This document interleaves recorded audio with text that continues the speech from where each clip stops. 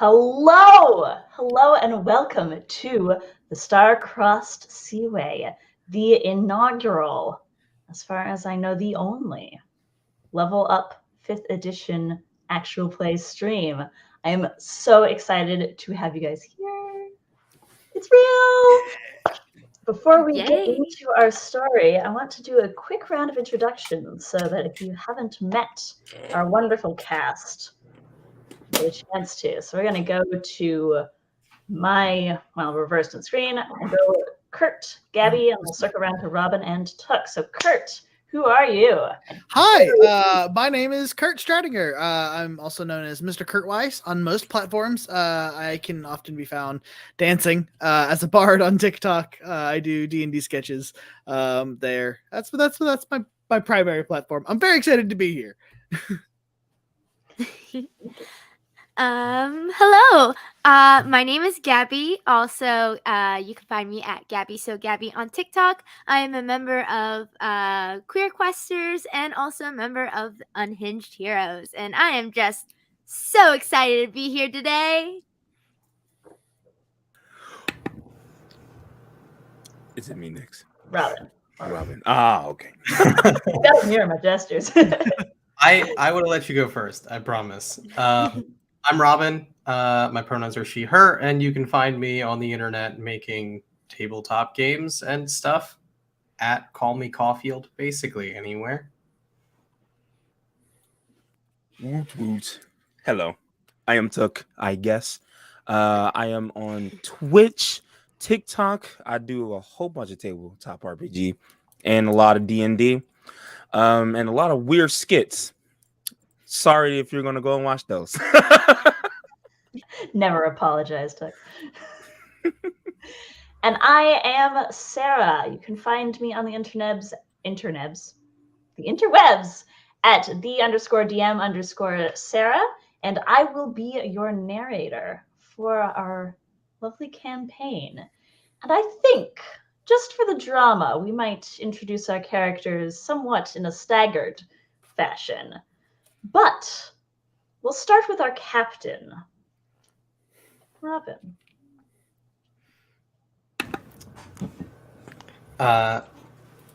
So should I just describe the character and Describe the character. Cool. Just who are we meeting? So I am playing the captain of the Sea Lettuce, Elizabeth Flynn. She is a human, close to 6 feet tall.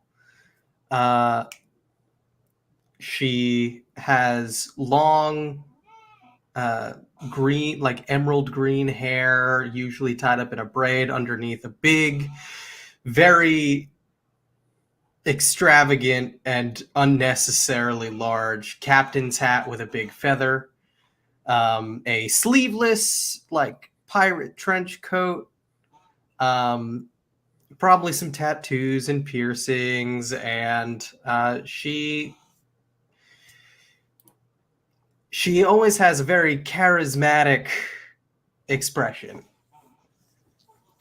She is a marshal from Level Up A5E, and yeah, she's a pirate captain. She's everything that I think anyone would want a pirate captain to be. And Took, would you introduce your character to our viewers? Yes. I am playing Vala Beachpetal. He is a herald, which I am super excited to be playing.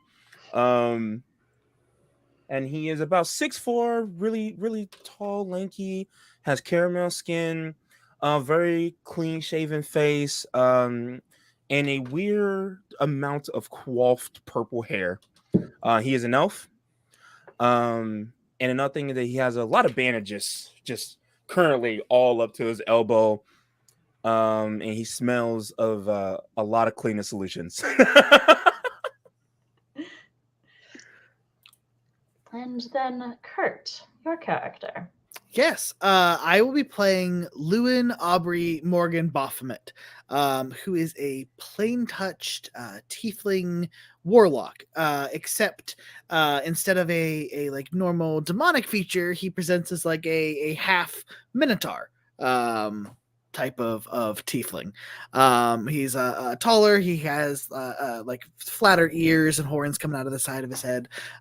He's dressed in robes that appear like they might be very nice, but if you were to take a little bit of a closer look, they're held together by like threads that he's trying to like keep together to like keep himself presentable on this ship.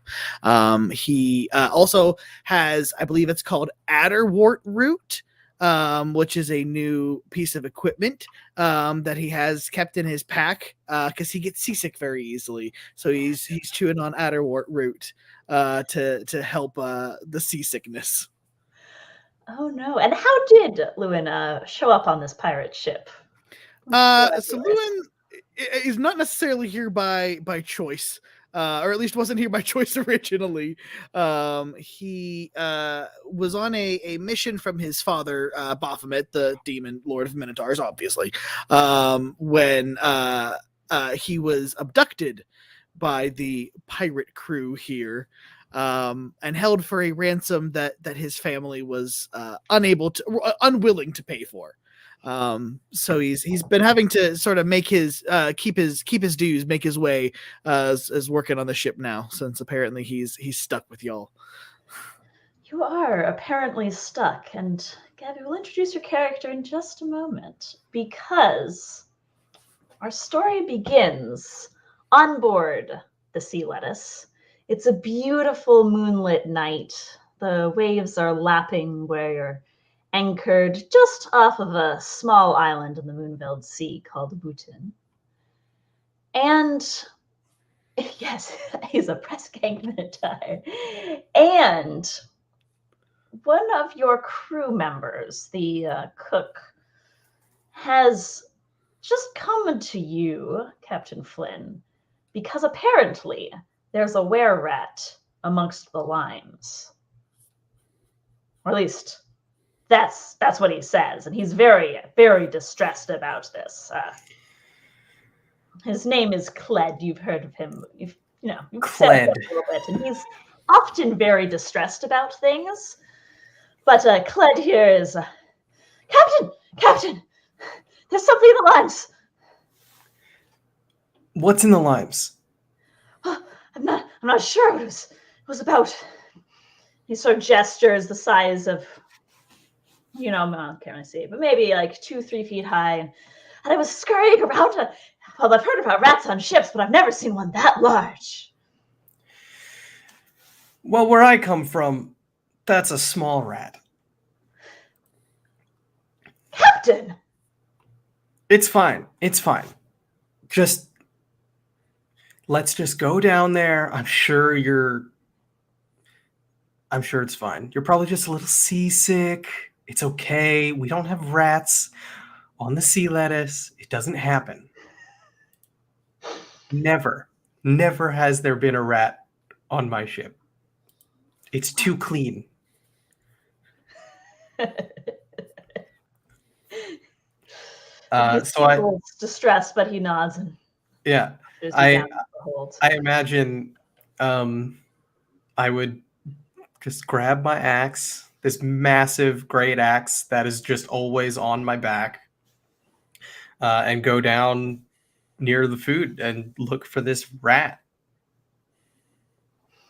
There's some shuffling from behind the barrel of limes. Does it sound like a rat?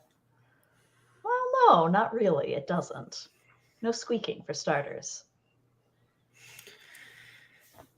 I am gonna just grab the axe and like slam it down, not like the sharp edge into the wood that would make it splinter, but like the sort of blunt top, like just slam it into the floor to make a very loud, intimidating noise. And Gabby, would you like to introduce your character?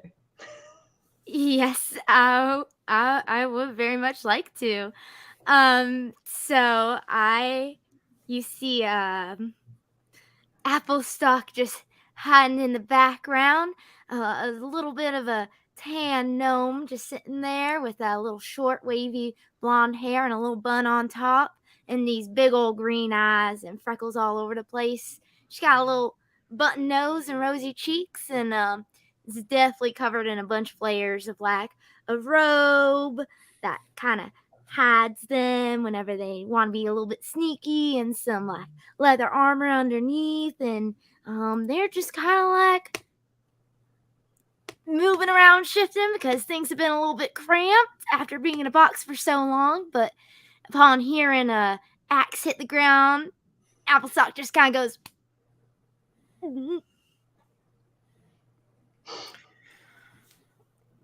So is Applestock hidden right now?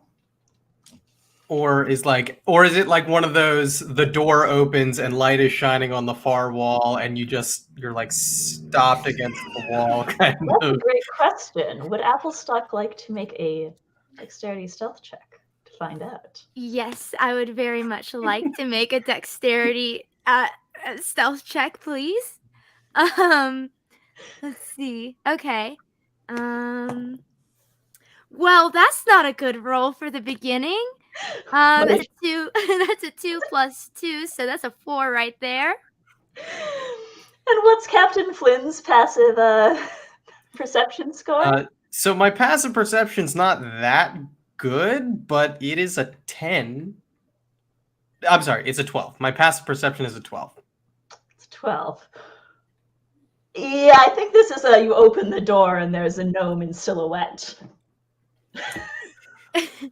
Applestock's like frozen in a pose like this, just like trying to cover themselves of like, I think I can't see you, you can't see me. I think Elizabeth is so shocked that there's literally anything other than a rat down here.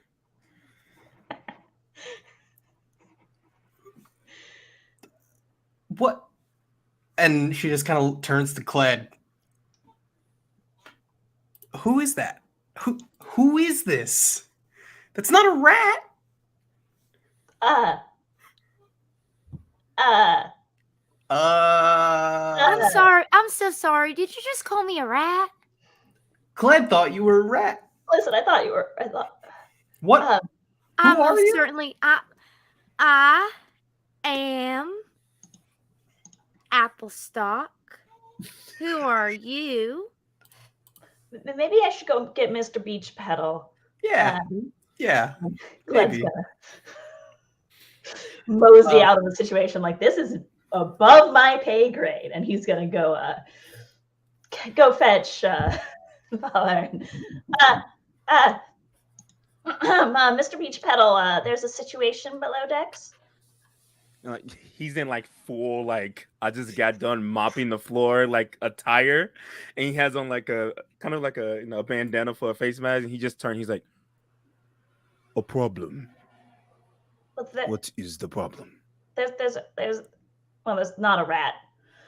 Oh, rats! There's no rats rat. on this There's boat. not a I rat. made sure that there wasn't any rats on this boat. He is kind of protesting weakly as you head down. You said there's a rat. There's no rat. I made sure I put down traps. I did the right thing. I even had a cat here, even though I got in trouble. Then I had to kick the cat out. But there's no rats here. And you come down to the storeroom, and there's not a rat. There's a gnome. A gnome. He just Not a rat. That's not a rat. Cled, Nope. That's not a rat. That is a whole person. I clearly am not a rat. I'm not sure why you keep calling me that.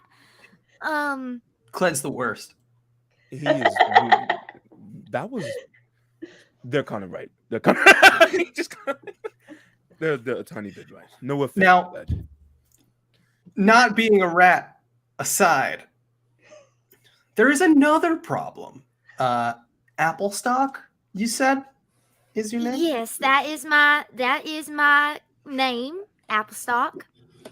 So I'm the captain of this ship, and no Well, it's one nice to on meet my. you.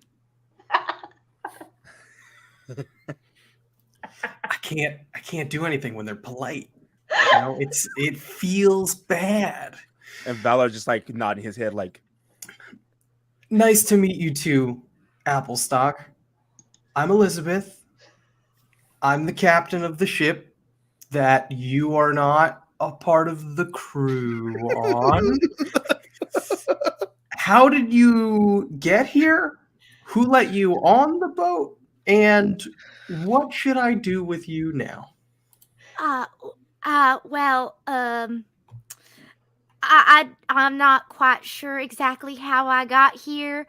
I was on one ship and I realized I did not want to be on that ship no more. So I hid in one of these apple boxes here.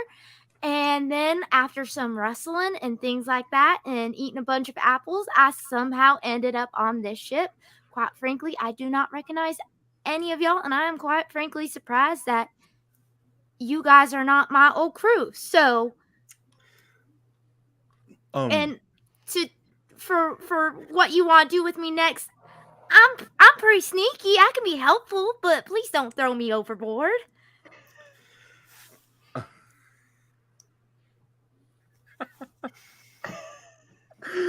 oh boy. And I think Elizabeth just kind of turns. We're pirates, right? We are pirates. Indeed.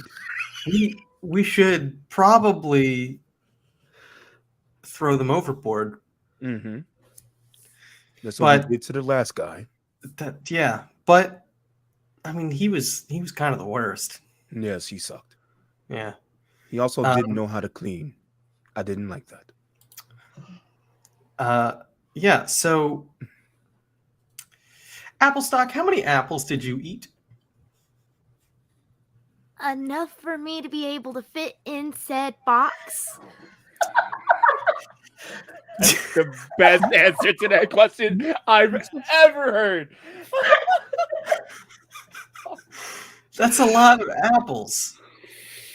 I was in that box for quite a long time. I'm sorry. How long? How long? Long enough to end up from one ship to another. Beach Pedal, when did we pick up these apples? I believe that was maybe 3 weeks ago. That is a lot of time for no one to notice that we had a stowaway. Well, to be honest, I just got a new mop, so I've been cleaning and not looking around this area like I may have been supposed to. But the problem is that we found not rats, and we found Applestock. I believe you said your name was, yes? Yes, my name is Applestock, and I don't think it's necessarily a problem that you found me instead of rats. I see it more as an opportunity to make new friends, right? Please don't throw me overboard. You seem very nervous. Applestock ate our stock of apples. That is hilarious. Views this as an opportunity. You know what, Applestock? I think you're right. I think this is an opportunity. An opportunity for you to get my apples back. And we can go from there. Once the apples are replaced, we'll figure this out. I say that is a fair trade. I am forever in your apple debt. Sorry. Captain. They're making this difficult. They are, honestly. This is very difficult for me. Yes. Captain, do you wish for me to show them where their new bunk is, which was the old bunk of the guy we just threw off the boat? Yeah, why not? Okay, come on then, Applestock. I am Valar Beach Petal. You may call me Mr. Beach Pencil. Mr. Beach Pedal, it's very nice to meet you. All right. Lewin, at this point, you've worked out that something is afoot on the ship. Mhm. Nobody really tells you anything, but I'd like to say something is about 2 feet on the ship. 2 feet of Hey now, it's about 3 feet. On the shorter end of 3 feet. On the shorter end, 2.9. We round up here, all right? something's 3 feet on the ship. Yeah, so if Lewin has figured out something is afoot, he is probably wandering around the ship, just like poking his head into each room below decks, just like, hey, you all good in here? All right, thank you very much. And then like poking out to the next room until he kind of finds what's going on. You find what's going on. Yeah, I think you probably run into Applestock and Beach Pedal as they're leaving. And this ship is mildly understaffed, and you know everyone on this ship, and that's not someone on this ship. Hello, Mr. Lewin. What is that? Is that new Greg? I'm sorry. It's old Greg, the guy got Oh, that thrown broke me overboard. so bad. It's that new... And Vala just look at you. He just looks at Applestock and then look back at you. And he's like, I assume, yes. Oh, well, hi. And Lewin doesn't quite understand like mortal culture. So he like squats all the way down and presents his hand, and just like, hi there. My name is Lewin Marbury Morgan Baphomet. As he squats, Vala grab him by his collar and lift him up. That's just rude. Lewin just like there's no resistance at this point, and I'm like, okay, I trust him. Yep, and just I'm standing upright and still extend my hand. You can bow or do that type of greeting for shorter people, usually. You bow to shorter people than yourself. Got it. Understand. And then he just kind of just like. You know what? Yes, I agree with that. Sometimes you can give a little curtsy too. A curtsy. And that's like extra polite.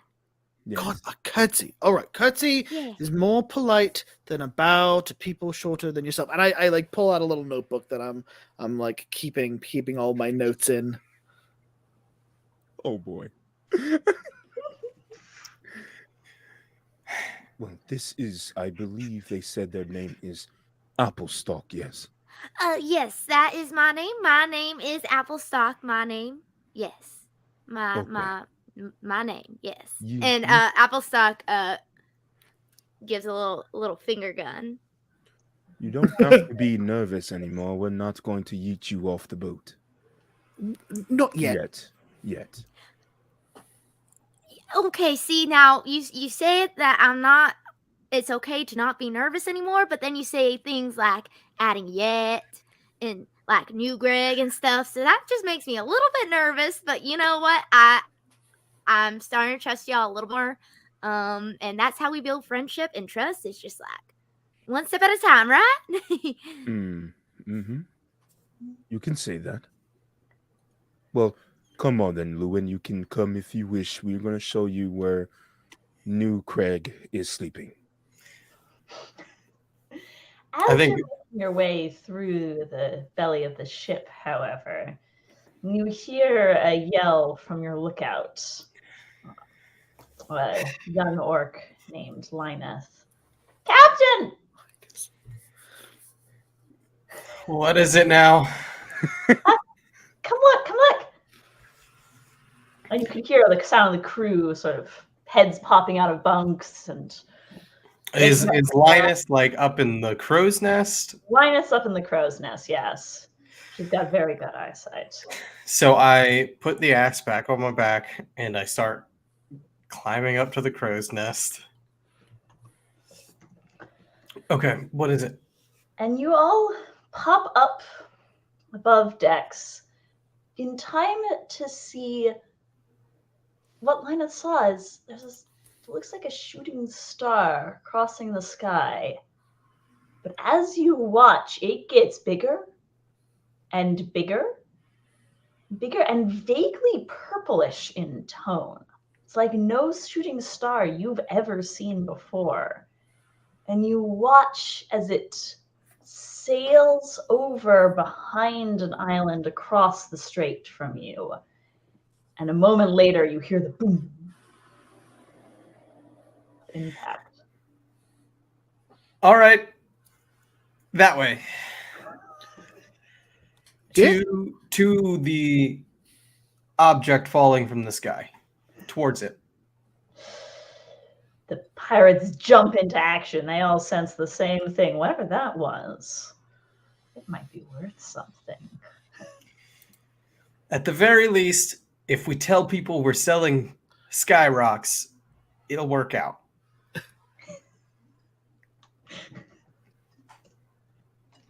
Beach pen. No, Valar is legit raising his hand.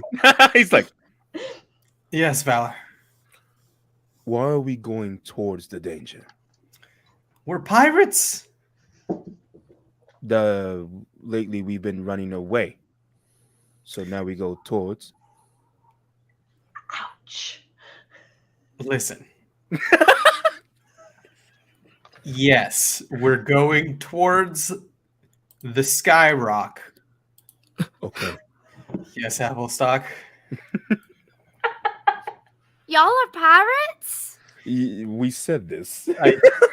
I did say this. I was not paying attention earlier. How do I keep doing this? Well, good news, Applestock. You're not the only one on the ship who doesn't pay attention when I talk. So, Excuse me. I'm sorry, what's that? Yes. yeah.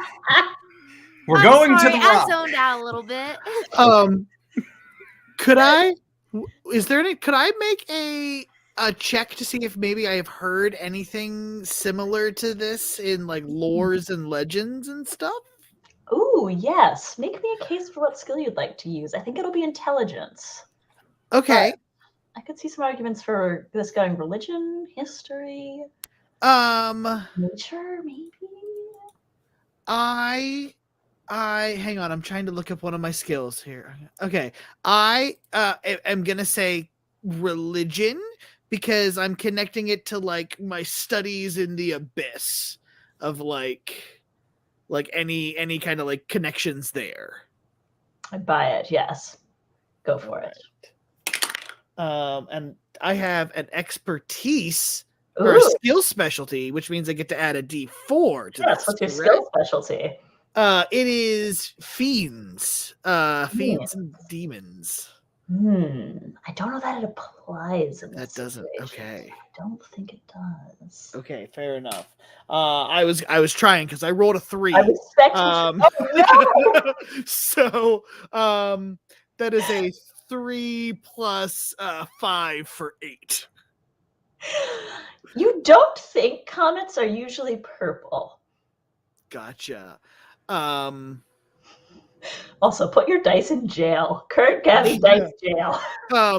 And then the reason I wanted to ask that is because I have a feature in my cultist background, which is a new thing here. I have the forbidden lore feature, and it says when I fail an arcana or religion check, you know which being or book holds the knowledge you seek. Ooh. Finding the book or paying the being's price is another matter. Yes. Ooh, that's a great feature. Yeah. Okay. Yeah, this is something, there are scholars in the more legitimate parts of the world that would absolutely know more about this. You have gained some awareness of this crew that you're sailing with and their lack of being welcome in the more legitimate parts of the world. But you've also heard them tell of a set of islands, really one island, but only joined by the thinnest of straits, called the Twins. and you know that that is a pirate hideout. You bet someone there would know about falling stars, or at least they'd know enough without getting you arrested. Gotcha. All right. The pencil move. Then I will also raise my hand to the captain. Yes. Yes, I'm very sorry to bother you. But just some information might be relevant. And I'll relay the bit about the twins. And that there might be a scholar or some information there, and then be like, but also, like, you're the captain, and I don't want to undermine your authority at all. So if you want to go to the Star, we'll go to the Star right away, and maybe check out the pirate captain hold later. Right now, we're gonna go get the Skyrock. And after that, once we figure out what it is, or rather what it isn't, we can figure out what to do about it. If we need to go speak to a scholar in the twins, then we will. That's smart. That's why you're the captain. Yep. Yep. So much sucking up. So your name was Lewin. Yes, that's right, Captain Lewin Aubrey Morgan Baphomet. You're also not part of the crew, correct? You are a prisoner, a hostage. Okay, little point of order here. I have been here longer than old Greg, so I think I'm kind of a part of the ship. No, I mean, not formally. Again, you're the captain, so, like, whatever I have to do to not be thrown overboard, to be honest. You're still here because Baphomet wouldn't pay for you. Yeah, correct. Dad. Yeah, did not pay for your safe return. So, I guess we're keeping you. Okay. Point of order. Let's not. Cruiser. No more stowaways or hostages that just become part of the crew after this. Everybody, let's just please stop letting people onto the ship. That is definitely how I got on the ship also. It's how almost all of you got here. And Wait, yeah, raise your hand if you just somehow happened upon this ship, whether you were stolen or you were stowaway or something. Oh, good number of the crew raises their hands. Wow, what a fun right. little thing. You're getting the sense that this is, not the most, this is not some formal endeavor. Can we sail? Can we please go get the Skyrock navigator? Everybody sails. Let's please, someone listen to me. One time. Just this one time, please. All the time, but especially this one time. After some mumbling, the night crew kind of gets themselves together, and you hear orders being barked, and sails are lowered, and anchor is raised, and you set off at a pretty respectable clip, all things considered, across the starlit seas. You should arrive there by morning. Excellent. Elizabeth is so grateful. It's a beautiful evening. Yeah. Wind is snapping through the sails. And you all fall asleep in your bunks, which Applestock notes is more comfortable than an apple crate. The rocking and rolling of the ship. And you awaken to a rather unnecessary shout of land ho, because it's not a large archipelago. You can see the island.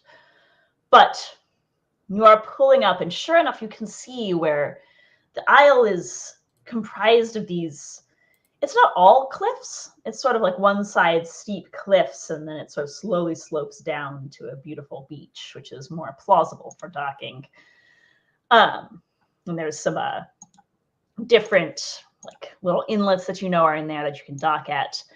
But what is notable is that the part of the cliff seems to have broken off entirely from the impact. And there's this massive rock slide and these big boulders that have come out into the ocean that are all now glowing faintly. It's going to be a nightmare to try and dock here, however. You think you can get, if you go in around this little cove, you can launch some boats, go in that way, and then make your way on foot.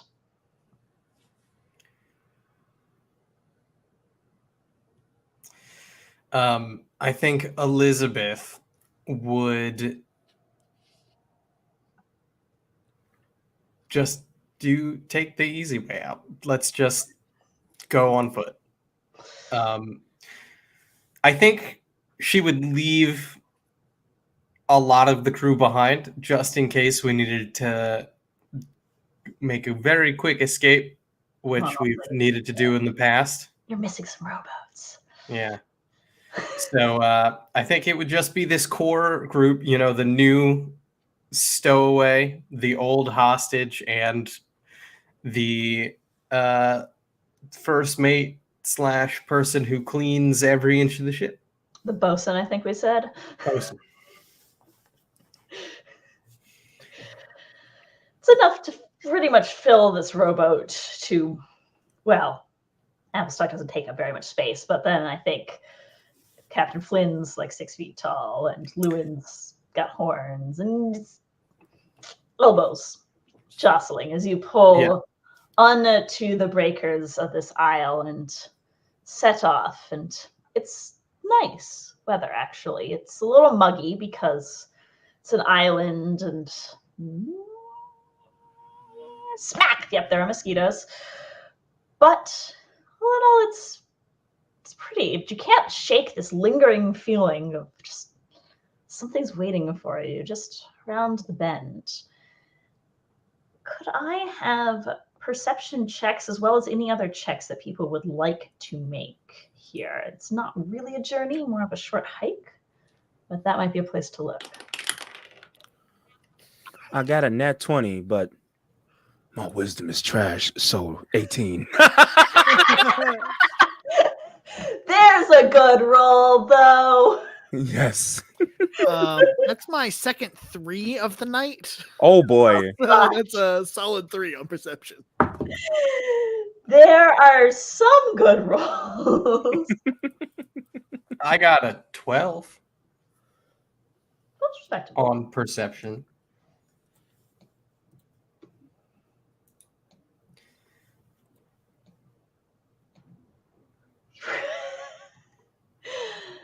So, Gabby, I think you're muted. Yes. oh, Gabby, yes, you are. That was a 14 for Apple stock. Okay, they're seeing some stuff, but not like all the stuff. But they're seeing some stuff, right? They've got a little something. Yeah, you don't see any threats up ahead. Beach Petal has got his head on a swivel, like watching out, and is the first to notice the very dangerous parakeet. He is also the first to notice when you get to the area around the cliffs that it is actually quite slick. These are fresh rocks. The tide's a little high right now. You think it might be a little hazardous to cross here.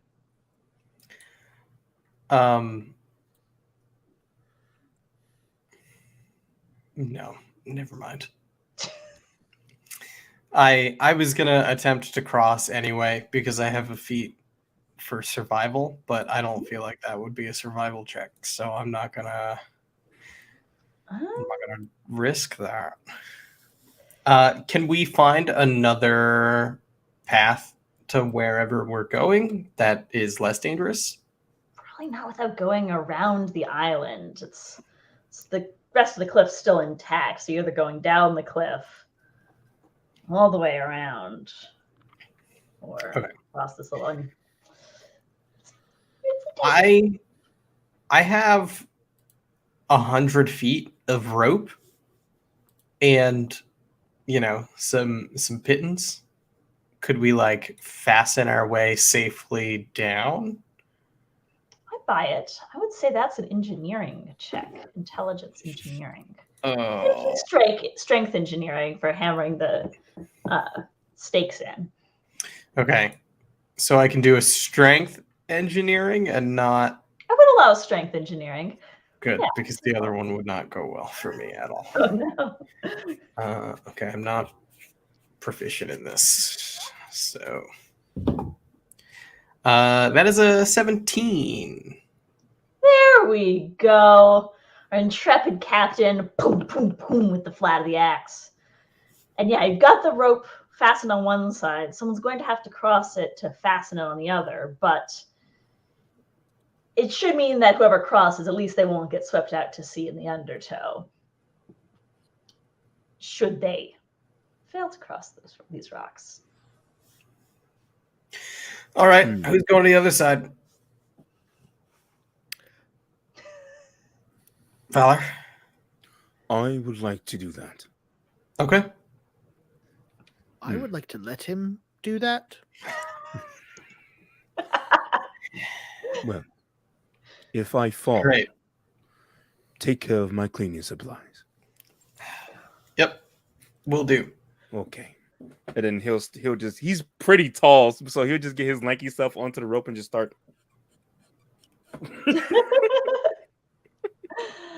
I think I will take I think I'll let it be your choice of athletics or acrobatics. Okay. Let's see. And made it advantage because you've got the rope to hang on to, and that helps. All right. Thank you for the advantage, because that was a 2 on the first one. Oh boy. Oh no. Oh no. Well, so I rolled 2 2s in a row. So 3. Oh boy. So you all watch as Valor steps out onto the rock very confidently and immediately boom, boom, bing! You get so much salt water in your mouth, up your nose. You somehow manage to keep a hold of that rope in one hand, but you are getting buffeted against the rocks. Captain. Captain. Captain.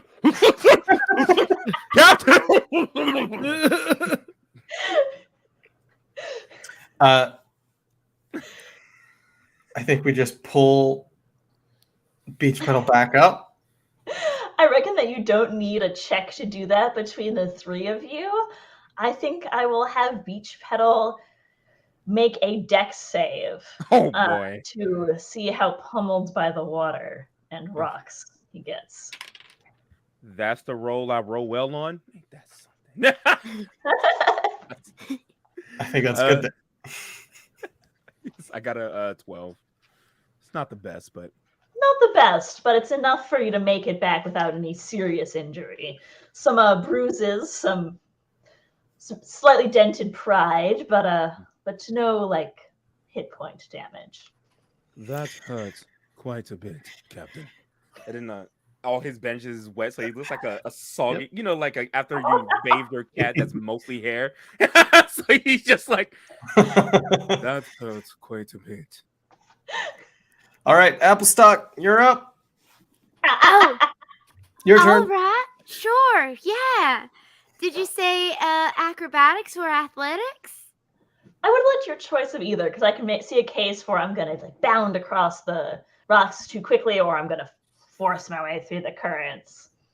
All right. I'm gonna do acrobatics here. Oh God, I'm so nervous now. Don't fall like I did. Still sopping wet and salty in your hand as you make your way out. All right. Yep. Sounds good. Oh boy. No, what? So that's just a straight roll for me, right? No, it's an advantage. You've got the Okay, good, because that was a natural 1. Oh my god! Oh boy. That wasn't much better. 8 plus 4, that's a 12.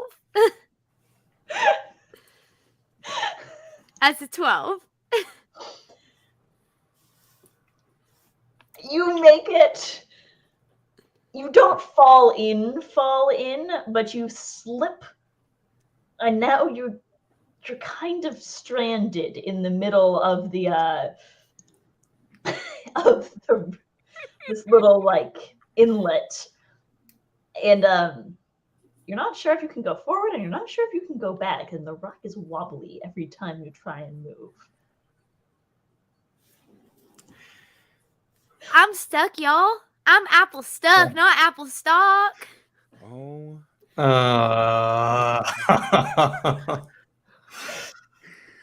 You went for it.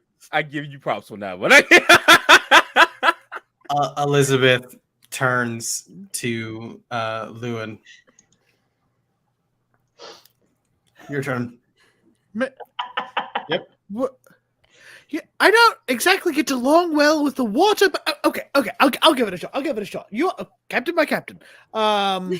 And I'm gonna try to do acrobatics because that's gonna be a little better than athletics. I should definitely be the one doing this at this point, but Is that advantage for me as well, or just because Applestock can help you, and because they've got the rope, so you've got a little something. All right, well that's a 10 on the dice for 12, which is what Applestock got. Is that with advantage? Yeah, the other one was a 6. Oh my god. Oh, Well-oiled machine here, guys. We're doing so well. I switched my D20s out 3 times now. Yeah, I've rolled different D20s every time.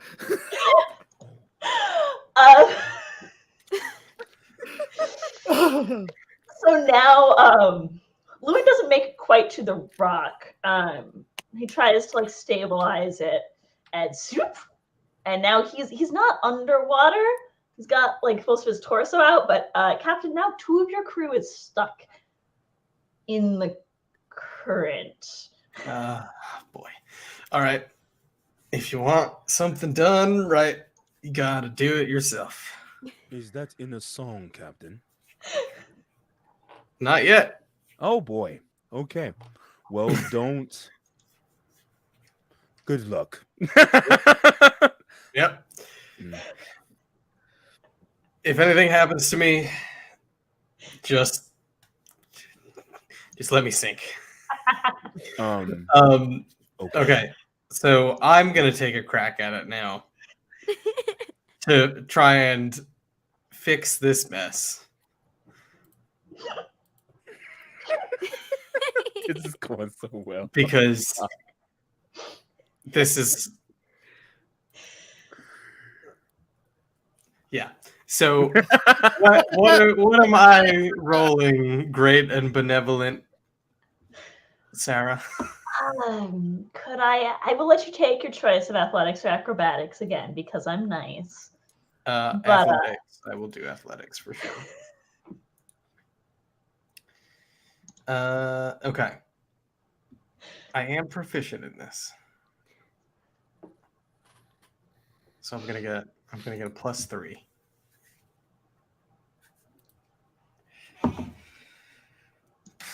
I get an advantage? You get advantage. You get advantage. You get advantage. Okay, I rolled a 17 plus 3, so that's a total of 20. Hey, dirty 20. Okay. Good. Y'all. The first one was a 4. Oh boy. It was a little cocked, but I'm pretty sure it was a 4. Oh my gosh. The captain plunges into the water, scoops up Applestock's rope, makes it to the other side. Boom, boom, boom. and you manage, all of you soaking wet, and you're fairly sure that your lunch is ruined. Except for me. Yes, you were able to keep it out of the water. But you make it across the rocks to where it flattens out to much flatter and less. It's clear that the water's a little shallower here, and you can more easily jump from rock to rock without worrying about all the spray. You are very salinated, soaked, but you do see something glowing purple up ahead. Captain, good job. Thank you. Also, I'm afraid to get back in the water. It's fine. The rope is secure. I did it myself. It's fine. Yes, so we can make it across now. Yes, you can all make it across. Okay.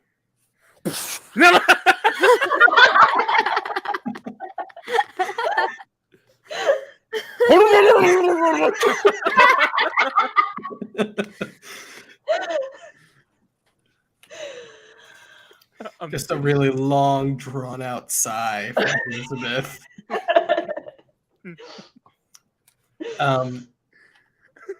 I think Elizabeth goes up to the glowing purple rock. And Lewin, she makes sure Lewin is right next to her. It's very prudent.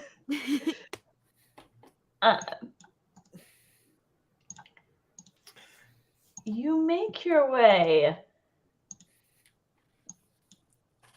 There's a decent little chunk that you're on, and then kind of a bigger gap beyond, and you can see the impact site. And as you get closer, you can see, you wouldn't expect there to be tide pools in a recent break. Nothing's had time to move in. And yet, there's seaweed growing places, brilliantly colored sea urchins, starfish. It's like this whole area has become just this mess of life. And in the center of it is a purple, asteroid. Maybe a foot or two across, unevenly shaped. Still just glowing ever so faintly. And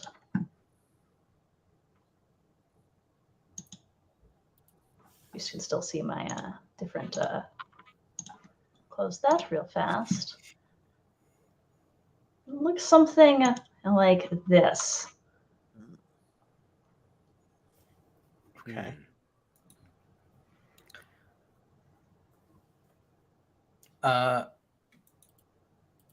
Okay. I just want to grab it and palm it like a basketball. So bad. Can I roll a check now that I see it to see if I know what it might be? I would take nature. I would take history. Intelligence for both. I don't see a way around that being an intelligence check. Well, that's unfortunate. I'm proficient in nature, but my intelligence is a -1, so we'll see what happens. That's 12 plus my proficiency, 14 -1, 13. And that was nature, you said. Yeah. Yes. What you're getting is that it is not natural. Strongly not natural. There's no way that this level of life could have sprung up overnight, and you saw this impact. You can see that the breaks are fresh. There's no moss, except for right around where this thing fell. Which makes you think that maybe even Arcana might be relevant. Captain. Yep. Do you think this might be magical in some way? Yep, absolutely. It Awesome. absolutely is. It is a glowing purple rock. Also, Can't I has to want be. to touch it. I'm not going to lie to you right now. Yeah, me too. Okay, at least as long as we're on the same page. Can I make an Arcana check? Yes, you can. And also, I forgot to give you XP for managing to cross the rocks eventually. Go ahead and 15 XP each. 15. 15, 1 5. Yay! So exciting. Excellent. Because that, shameless I- plug, is an exploration challenge. So I got Thank a 14 for Arcana. Got a Oh, wait. 14. I'm proficient in it, so a Oh, D4. Hold on. oh, you've got your specialty? What's your specialty in? Special. It says expertise die. So I put an expertise die. Eh. So I don't think I have a specialty in anything. Or if I do, I don't know. Gotta go. I gotta. Al said that you got it. So go ahead and add that D4. All right. 4 and top of my proficiency would be 19. 19. It's magical, and it came, as far as you could tell, from the sky. And it's making this happen aboard your ship. Oh, this is dangerous. This is really dangerous, whatever it is. The captain's going to want it. Oh, You also, maybe you we think don't you know touch some. This might be a chance to speak to some, like maybe even a fortune teller. That could be a way to learn more about this, I think, is what you're figuring out from this. You said don't touch it? I feel like because I said that, you're going to go touch it anyway. Yep. And Oh, crap. and to rock immediately. Oh, boy. It was nice having a captain. So let's go ahead and I'll bring back the tabletop for our viewers to see. Bless you. Bless you. Thank you. Because around you all emerge crabs. Oh, Big no. crabs. Big purple crabs. They seem to have been aggravated by your touching of the glowy rock, which, in Captain Flynn's defense, does not hurt you. She's fine. Yes. If anything, it feels like a little bit like just like the faintest of like hums or vibrations. But the crabs do not want you to have this. Would you go ahead and roll initiative for me? Absolutely. So what do we add to initiative? So it'll be your dexterity plus any, in this situation, yeah, the dexterity plus any modifiers that you might have to initiative anywhere else. Well, That's a great shot. I will zoom in on the map. I have nothing, so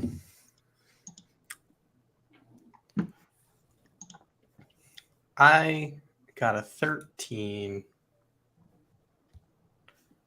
Got a 13. I also got yep. a 13. Ooh. I rolled an 8 for a total of 10. Ooh. I got a 6 because I rolled a 5. 10, 4. Yeah. Too great. So I'm just gonna just yeet this die. Cause what the hey? Took, you said you got an 8? I got a 6. You got a 6. That is worse. Oh, no. Okay. Meanwhile, the crabs, which are adorable, yes. The crabs. I feel like That's we're rolling better than we are, and that's funny. It would make sense. It would make sense.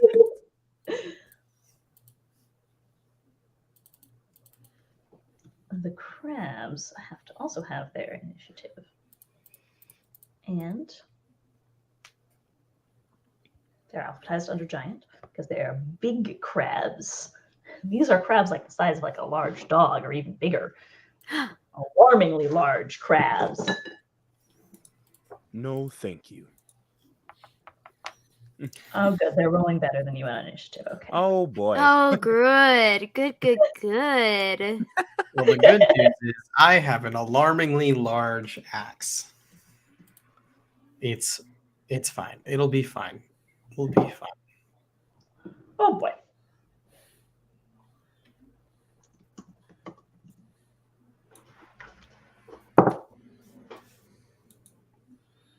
Yeah, the crabs are just rolling way better than you on initiative. I told them I didn't want to kill the characters.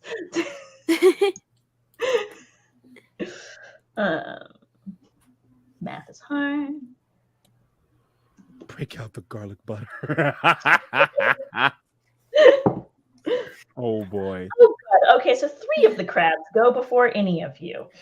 Looks like we're having crab tonight. Nah, they're having apple stock tonight. Oh boy. I would like for them not to have beach pretzel, please. All right, so we've got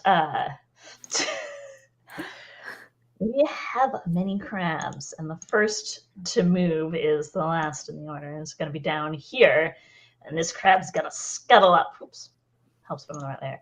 Going to scuttle up. Pincers click, click, click, click, click, click, click. As it scuttles sideways, and it is going to try and attack you. Okay, I'm just going to pick up this die and just show it to the stream, because otherwise they will never believe that I rolled that nat. Oh, well, can't I see it? That nat 20 on the first time that I attack a player character. I swear it's not deliberate. Oh no! Well, also very pretty die. Thank This is you. beautiful. I might show off stream dice. So maybe we just yeet that die into a different bag somewhere. And I promise to never use it again. Keep using it. It's fine. So that'll hit for 3 points of bludgeoning damages. Oof! It grabs around the arm that has the rock, and you are grappled by it as well. You now have a crab clinging to you. That's fine. I have a plan.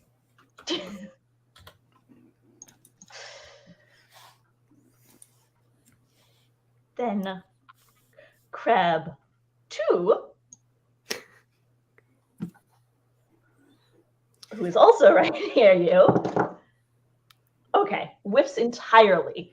He watches it scuttles off and into the water and beep, splash. Crab 3.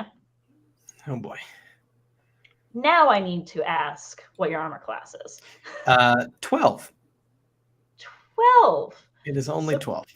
Crab 3 does also manage to land a hit on you. Ooh, and ow! Ow! Got like the one's got your arm, one's got like the soft, like fleshy part of your side. Ow! That hurts. You take 6 points of bludgeoning damage. You now have 12. Oh, that's not good, actually. That was actually really bad. And now, thankfully, it is between Captain Flynn and Applestock. I think you guys have probably the same initiative and the same tiebreaker and rolled the same. So I say that you can choose who goes first here. You could go first if you want. I'm okay going first. Also, Captain always goes first. Captain always goes first. All right. So I'm grappled, so I can't. Grapple. Can I? This is That's- why I pulled up the conditions earlier today. That's tough. That is tough. Okay. Can I try? Would trying to break the grapple be a full action, or a bonus action, or a free action? I believe that is a full action to do so. But because this is actually my first time DMing Level Up, I'm open to corrections from the chat if that's not right. I believe it is a full action. That's fine. I could just hit him with my axe. Just hit him. Okay. I am gonna do that. I am gonna just kind of hit one. And dang, I wanted to do something else, but I can't. Okay, yeah, I'll just make. I can make an attack with my great axe. Yes. Yes, you can. Okay. Grapple does not impact your ability to attack. If anything, it's easier. It's right there. Okay. Then I will attack the one that is grappling me. Because if I can get out of the grapple, there's one on your arm and there's one on your side. So they both have me grappled. Yes, and these are big crabs. These are distressingly large crabs. Well, I think I only get the one attack, so that is a 14 to hit. Big crab. It's got a firm carapace. It just barely recoils, and you don't see any cracks in it. Okay. Then I can't use that on myself. That's a shame. I'm just trying to see if I can use any of these for a bonus action. Otherwise, it's bad. Okay. Would I know if any of my crewmates here are capable of using magic? I imagine you would know about everyone except for Applestock, because Applestock. Everyone except for Applestock. Recent addition. Because I do have my commanding presence, and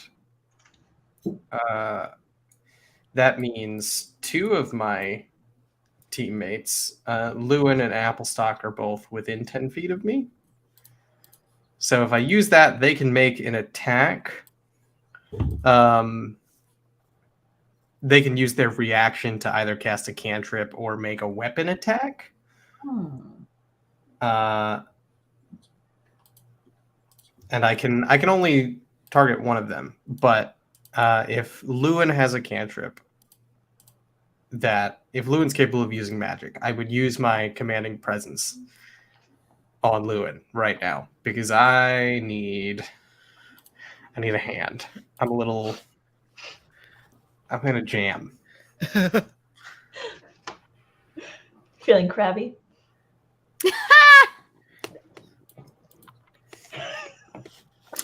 Feeling almost dead. Lewin, you can. So yeah, I was looking it up. Eldritch Blast is not a cantrip, nor is it a weapon attack, so I can't, I believe, use that. No. But I can use Produce Flame, which has a damaging ability now. So I can make it's a cantrip. I can make a ranged spell attack within 30 feet. So I will attack the one that's closest between me and the captain here. I imagine Elizabeth with these crabs on her arm as she misses with the axe, is just very much like, Lewin, a little help here, and is it feels like this just this aura radiates from me. It kind of makes you want to do it. Not, but it kind of makes it's like, oh, this is someone I want to follow. This is someone who hasn't thrown me overboard yet. Yeah. So, Lewin instinctively just like raises his hand, and his the produce cantrip is the my heritage cantrip. So it second nature blast him off. I rolled a 16 for a 21. That will hit. Yeah. That is 1d8 fire damage. Ooh. That is a 3 fire damage. It's a little wet, but it's okay.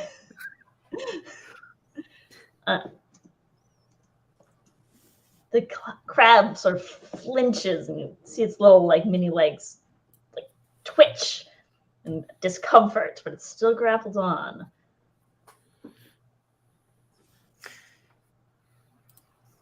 Is that the captain's turn?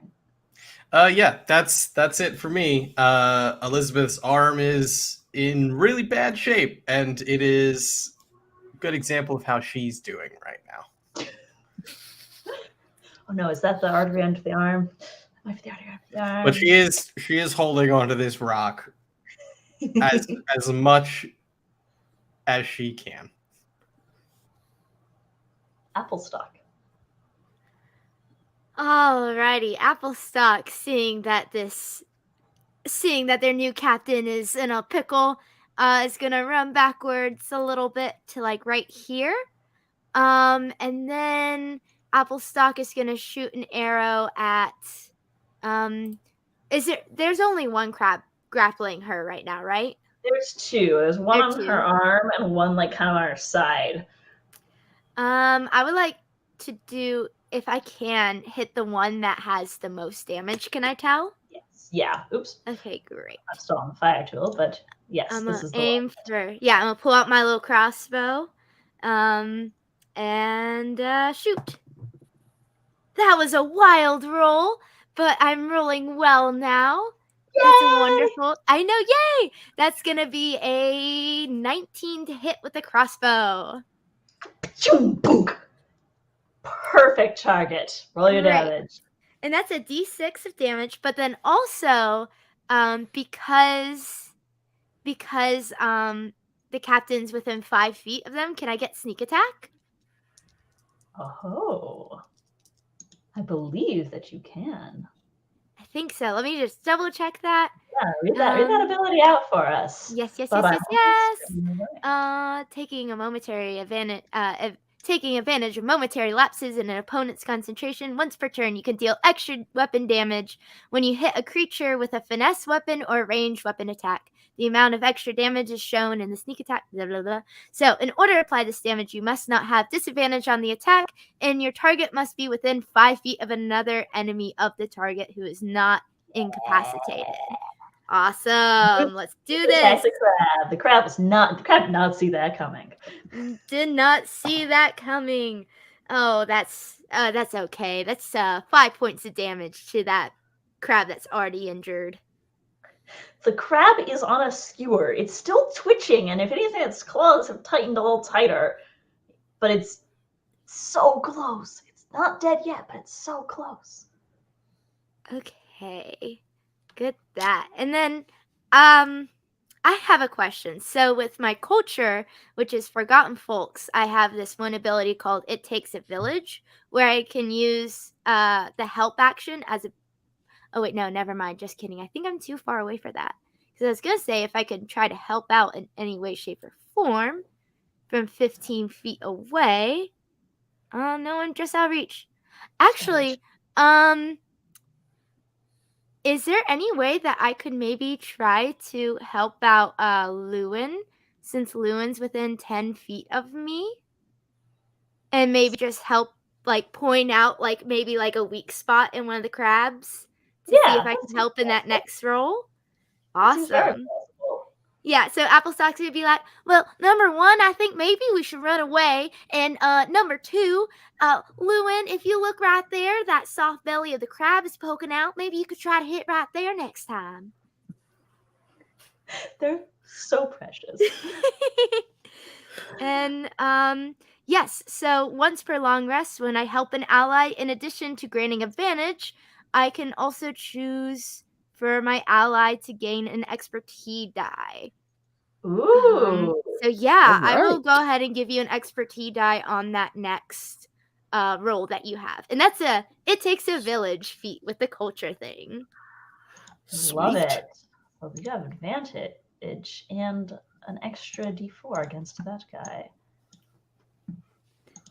But first, there's one more crab. And these crabs are not known for their intelligence, which is unfortunate because they might recognize that Applestock's the larger threat, but they do not. And that will be a new. You said your AC was 12? Yep. It like grabs on and like only gets your coat. Oh, God bless. Oh, boy. Which brings us to Lewin, who has advantage to finish off this crab with an expertise die. Excellent. So yeah, Loon's gonna go, what? That soft underbelly right there. And then use Eldritch Blast, which is the Eldritch Ray, to make an attack against him with advantage. Oh, that's 15 twice. It's a dirty 20. And you got your expertise in there? Oh, I did it. Just for fun, big That's numbers. a 22. Yes. You blow the crab away. It had 1 hit point. Go ahead and roll your damage for funsies, but it's so dead. It is beyond lethal. Boom. Oh, I forget. Do I get? No, that is a 8 damage.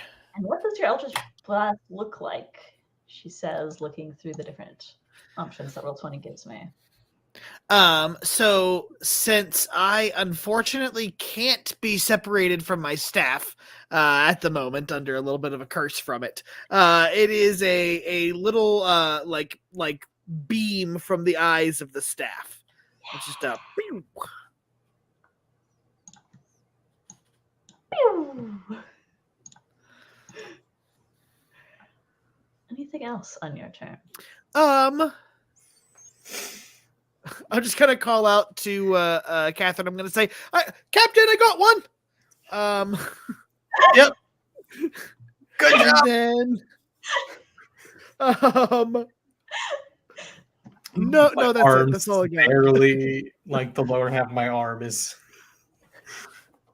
It's red now. And at long last, Valar, the only responsible adult in the party. Wow. I was hoping that wasn't the truth. But so how far would Cap be away from me? 5, 10, 15, 20, 25. Oh, exactly 30 feet. Uh-huh. Oh boy. So Valar is just gonna walk up. Excuse me, Mr. Crab. Apologies. Captain, you seem to be bleeding. Yep. Sure Okay. am. That is an astute observation. I know you don't like it, but I will heal you. And you watch as he just like unwraps on his right hand the bandages off his hand and kind of like grafted into his hand is like his holy symbol. And he just touches your forehead and casts Cure Wounds. Oh, nice. Nice. Okay. I have to read. Would you like for me to read what Cure Wounds does? Well, I feel like Just the cliff notes. heal hit points equal to 1d8 plus your spell casting ability modifier. Perfect cliff notes. Yes. Go ahead, Bo. I will get you a d8. That is Oh no, you roll 1. I did. So you get oh boy, let me look at my Ooh, I spelled my bonus on that. So you get 5 points. Well, Okay. that's more than That's enough. Woo. Thought that was gonna go better than it did. And he just goes, okay. I thought that was going to heal more. It's enough. I need to work on that. And then I believe that was my action, correct? Yeah. What else do I have left? Bonus action and movement. Oh no, I used my movement. Oh boy. So it'll be a bonus action. Just my bonus action. So he'll just kind of look at the crab and he goes, I would like for you to hit me instead of the captain, Mr. Krabs. Mr. Krabs. He's like looking at the one that's right in front of him. He just kind of stands over it if he can, if he's big enough, I guess. That's the end of my turn. That's all I can do. I don't have any actions. You have asked the crab to hit you. Yes. The first crab of order is deceased. Oh boy. Crab in the initiative order is not deceased, and as it is currently grappling, I see Robin, and I'm like, Robin, as it's currently grappling Elizabeth. It tightens its claws. There's an upsetting crack. You take 5 points of bludgeoning damage, and that healing. That's not great. It's not great. It's not ideal. Nope. Not great. I just healed that. You just healed that. So rude. The third crab. His name's now. I'm pretty sure it's tried to ping on the stream. Pretty sure the third crab is that one.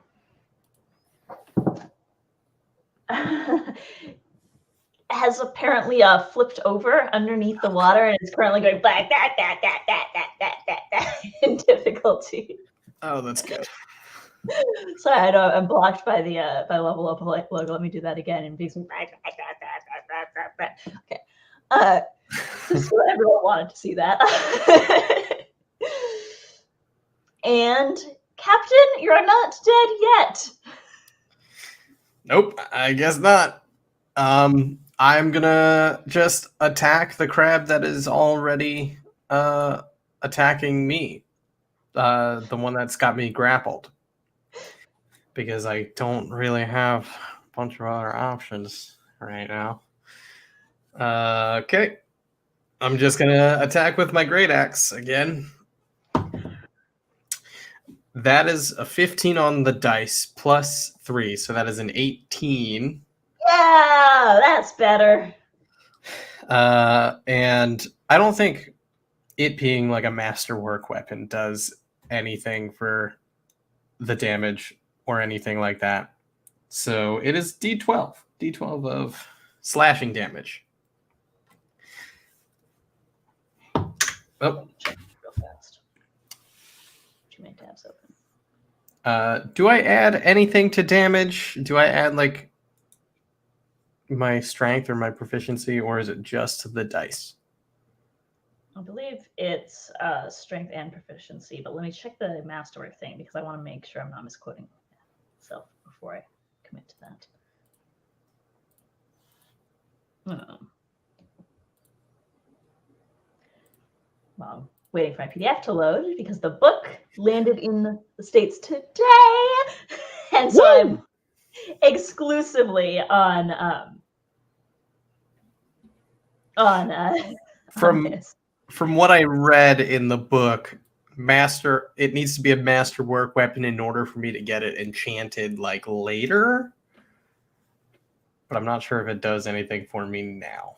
Yes, you get you get your strength and your proficiency bonus on the attack and masterwork. Wait for the page to load well. That is 11 slashing damage. Ooh, ooh. The crab Okay, is so grappled. it's going to just vivisect the crab. And I imagine it's just a very like angry, like, give me back my arm. And it like this axe just comes down so hard. And since I'm no longer grappled, You're no longer grappled. You can move. that was my action. So dash is an action, not a bonus action. It is an action unless you got something to say that it isn't. Nope. This is just something that says when I take the dash action. So that actually doesn't help me right now, which is learning about the awesome. This is the worst. Yeah, I guess that's it. I'm gonna move. Well, no, because these two crabs are gonna get opportunity attacks on me if I move. So I might as well just let their turns come. Yep. All right. We're just gonna stay here, I guess. Although now that I've got the rock and I'm not grappled, I'd like to just like, I guess, on the backpack that I've obviously got since we were traveling with ropes, I'm just gonna pop it back there. So that hopefully I can at least get dragged out of here with the rock. The rock is neatly tucked into your pack, still humming slightly. But did you want me to describe my axe?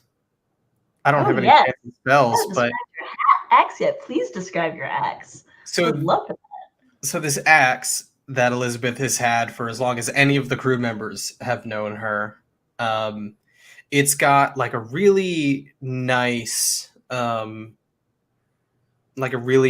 hardwood handle that has a lot of that has very like intricate carving on it. Just a lot of like seafaring stuff. You'll see like birds and octopi and squids and fish sort of carved into this handle. And the blade of the great axe is, attached with, all sorts of leather straps and everything. And the blade itself, it's not anything super fancy. It's like a darker metal that seems to have like this sort of green, like sea foam, emeraldy glitter to it. Yeah, it's her axe. Very special, very important axe.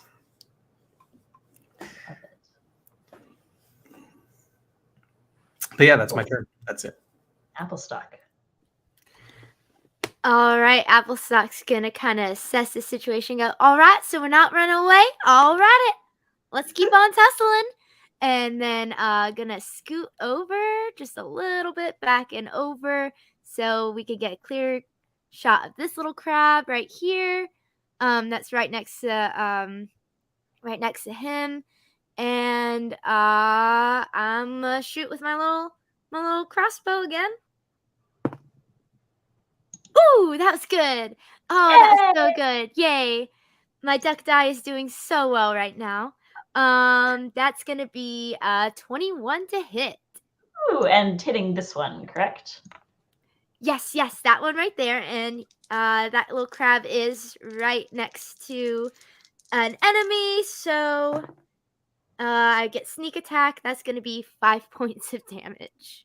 Including sneak? Yeah. I rolled a 4 and a 1. Aww. It's okay. Applestock's just doing their best right now. Oh, they're trying. They're trying so hard. Crab's still alive. And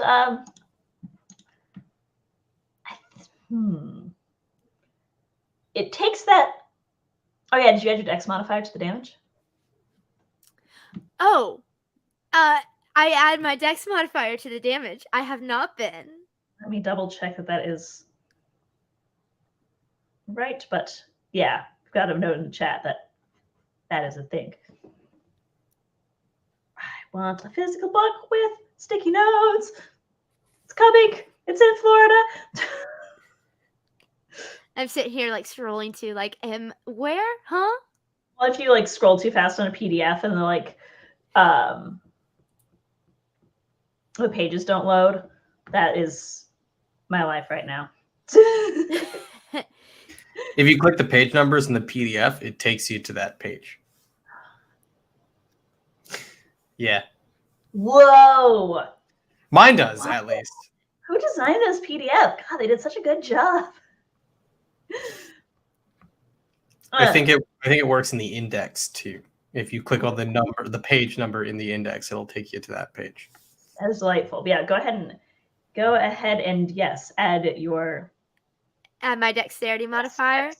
Yes, Well, so that's ranged gonna- attacks use dex unless they're thrown. That's what always trips me up. Yes, add your dex. Okay, great. So then that's gonna be a +4 to that. So Oh! 6 plus 4. Wait, no, 4 plus 1 was 5. So 9. 9 points of damage. You neatly shoot the crab. And there is one crab still that has not managed to hit anybody. And seems to somehow be drowning despite its ability to breathe air and water. Oh no. It's doing great. Lewin. Yeah. Threat a little bit. I will I guess what's 5, 10, 15. Yeah, I will step over this way to not have to shoot around the captain and Valor and take another shot at that crab with my Eldritch Ray. That's an 18 to hit. Hoo-hoo! That will hit. Yes. For 5 points of damage. Still alive. It's not looking too good, but it's still alive. Valor?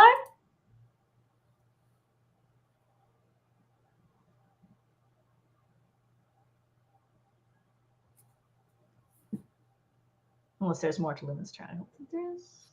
No thumbs up. Just check. Then Valar, it is your turn. Okay.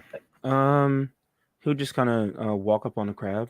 So it's kind of just walking around, and he just like without blinking, just stares at the crab, and he goes, "Did I not say, hit me and not my captain?" The crab on its back. As a bonus action, I want to use one of my Destiny fulfillment feature, relative reputation. If I'm reading this correctly, because I can read, thankfully, it has become apparent that wronging you is decidedly unwise, and those without a death wish instinctively fear you. While you are not incapacitated, you can use a bonus action to direct a threatening stare at any hostile creature within 20 feet of you. The creature makes a wisdom saving throw with a DC equal to your passive intimidation score. On the failure, the creature is frightened. Say it again. That's it when you fulfill your destiny? When I fulfilling it. Oh, yeah, it is. Never mind. Sorry. Okay. I don't think you're that scary. Oh, man, I read it wrong. Okay. Good. Now I have been corrected. That is, either way, it's really cool. It's really cool. I know what the destiny is. Either way, he's still very upset. So he just looked down on it, and I am going to use my action to do my cantrip, which is Alter Strike. So he's just gonna raise his hand kind of like in a chopping motion, and it just turns to metal. And I can strike on the same turn as I cast it. So I will try and karate chop it. Get All it. right. Here we go. All right, dice, don't fail me now.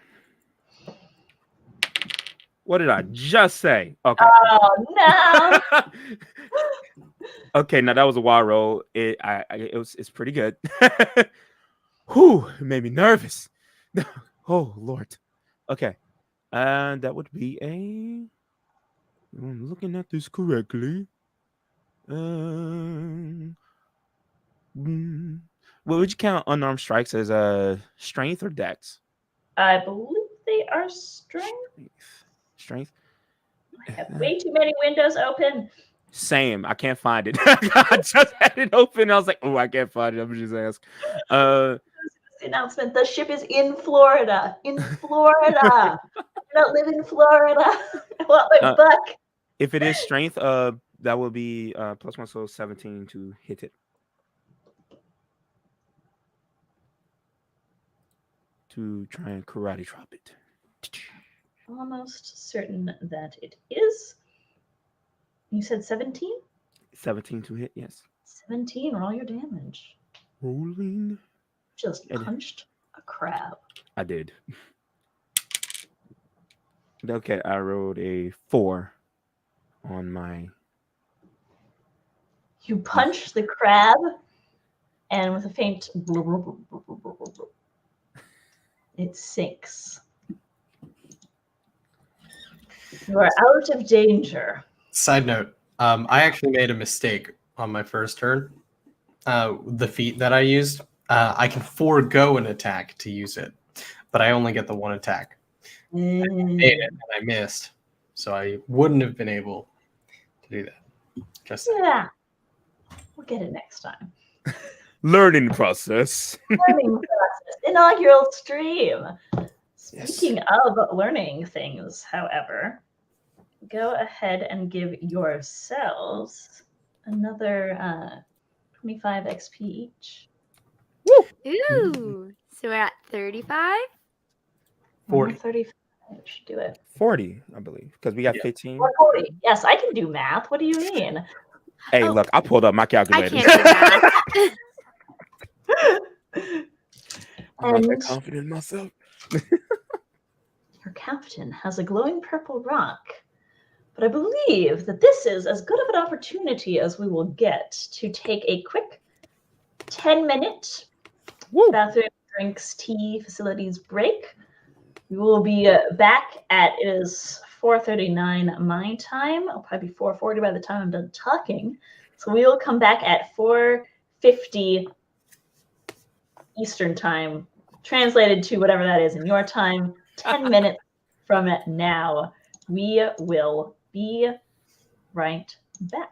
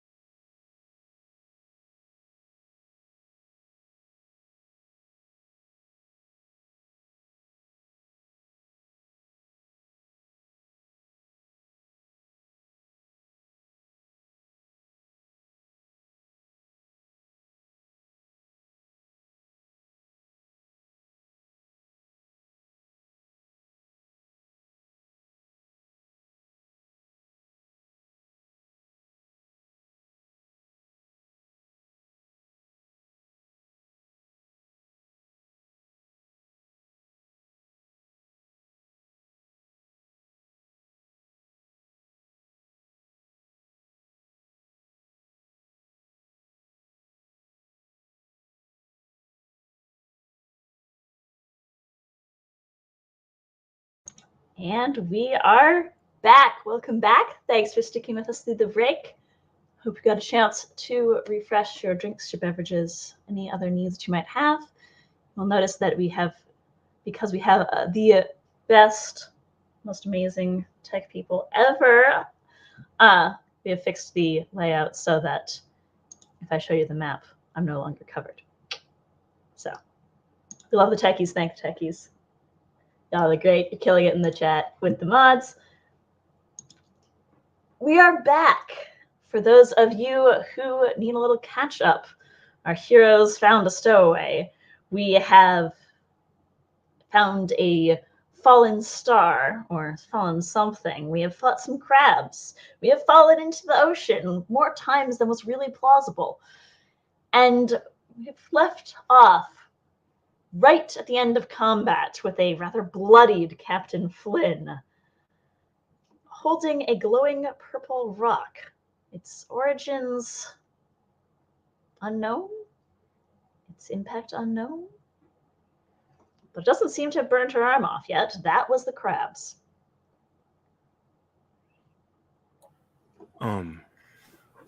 Captain, if you need so, I can heal you once more.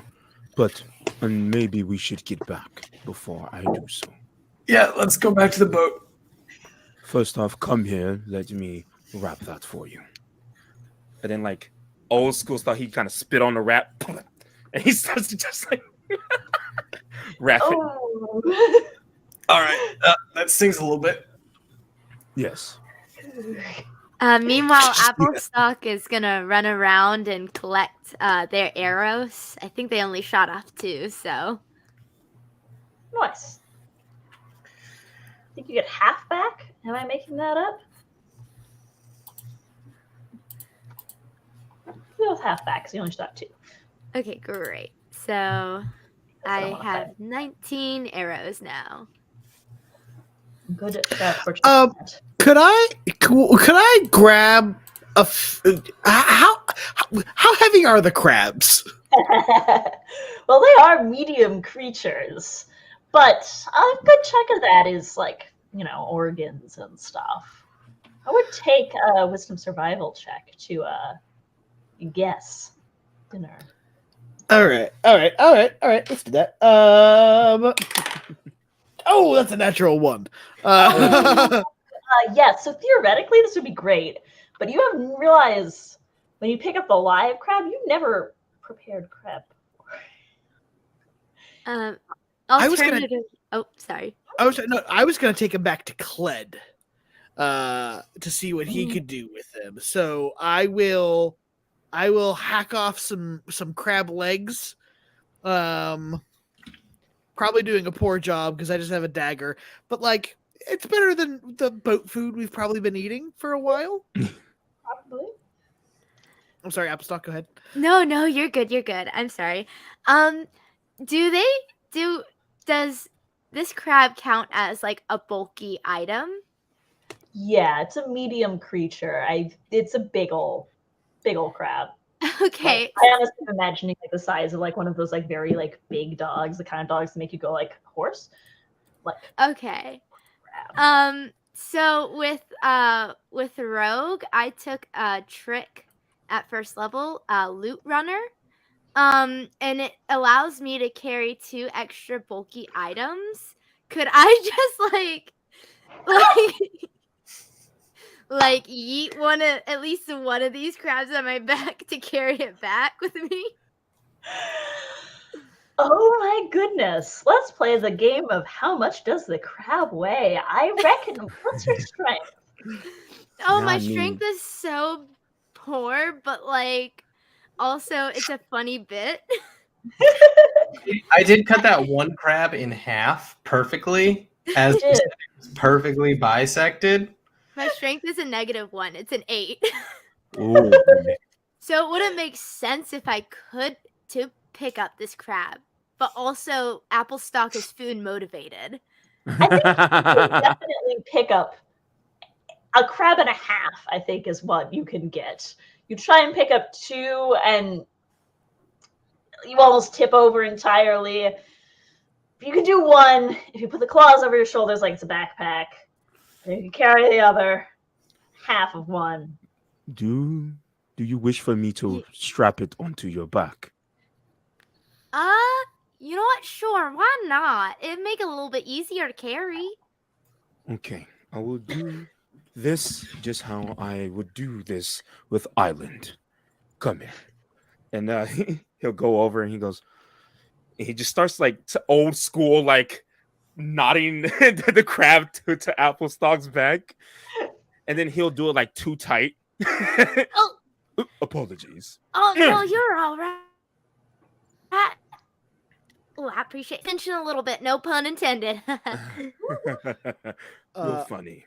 I'm just imagining as this is happening and Applestock is getting loaded down with all these crabs, Lewin is like armful of crab legs, like, I don't know how I could possibly carry anymore. Look, y'all, if I lay...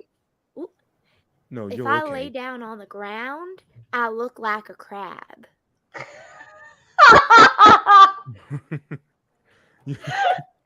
What were you saying, Beach Petal? Sorry. He goes, he just kind of looks, he's like, I guess I could see that if you... Yeah, I'll do that. Yeah. And then he'll just turn to the cat and he goes, can we keep her? Yeah, it's fine. Okay, we will do the anointing process when we get back to the boat, which means we'll just not throw you off the boat. All right, sounds good to me.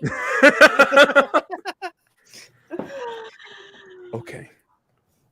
Now my next question is, how are you going to get back across the rope with all the crabs? With a lot of luck, hopefully. Oh boy.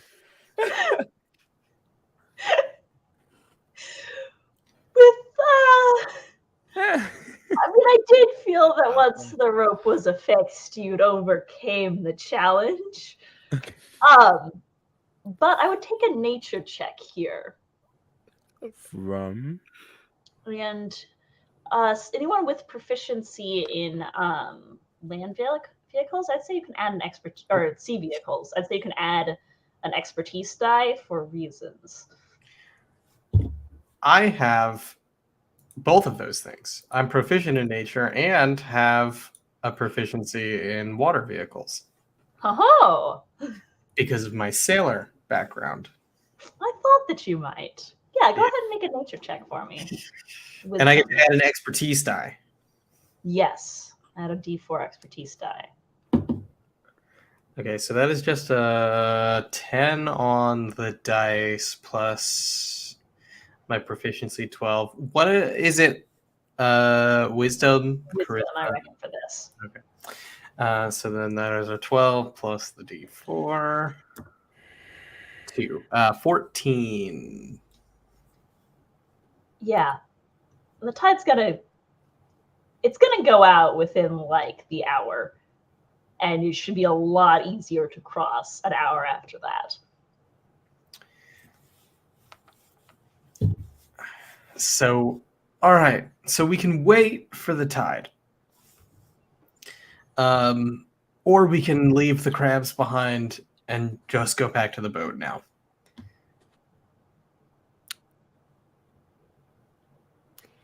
I didn't ask any of you to grab these crabs. We can buy crab at the next port.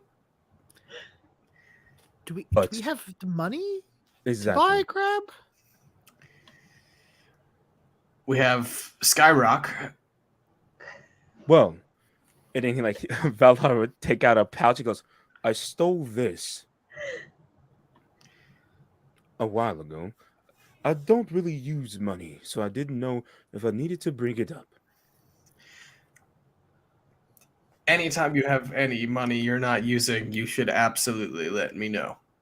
And he just hands over the whole pouch. I reach into my pocket, take my 2 gold pieces that I have left, put them in the pouch, and then just, all right. It was 198 gold pieces, by the way. I have crisp 200. Yeah. Yes. He doesn't spend money. So like I didn't buy anything really. So he's like, here. Yes, I Oh was my captain. Yeah, so you didn't ask us to get any crabs, but I am indebted to you. And I don't know if the apples does transfer over to crab. I mean, there are such thing as crab apples, so maybe that can count. Can this go into my apple debt, or do I still owe you just like apple to apple? Apple stock. Forget about the debt. You're part of the crew now. I appreciate it, but it's in my soul now. My heart is heavy with eating apples, so it's in my core values now, and I simply must abide by this. All right. Well, I guess we're gonna wait an hour for the time. If we wait an hour, does that count as a short rest that It I can does get count my as a hit short die rest. on? Yes, you could regain a hit die on your single hit die. Absolutely. Oh, I didn't gasp. Cool. So I guess if we're gonna take a quick break, the entire time my hand is just locked around this purple rock. Can't let it go. Could you bring over the crabs? I can cut them. And then you watch his hand just turns into metal again, and he's like, Yeah, Applestock's gonna waddle over there with all their crabs, because they Good. are tied to my back now. he feels bad that he just put like 30 pounds of crabs on your back. So he's gonna do his best with his metal fingers and just trying to cut the crabs up in pieces and then wrap them in a pouch. I rolled a 1 on my hit die. Oh no! Oh boy. Could I have a survival check for Survival. trying to dissect these crabs? I am. Butcher. It's called butchering Butcher. when it's. Can I help? Can I help him with that endeavor? Yeah, I buy that. Yeah. Okay.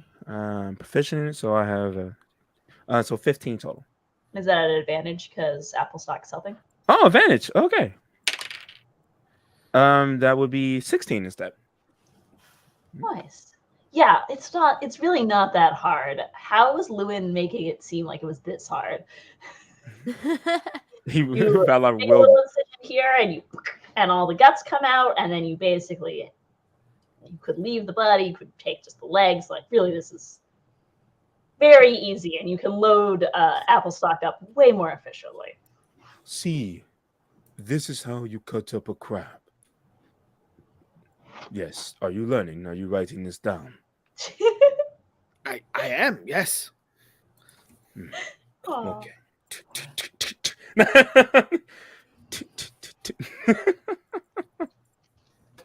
While you're doing this, what is all of your passive perceptions? 12. My wisdom is so bad. Oh, yeah. 13. 10 also. Yeah, I rolled good on one stat. Good. So you are all very surprised when the foliage on the cliffside above you rustles, and you see 3 creatures with javelins staring down at you. Oh. Lizard folk, you think? Please leave.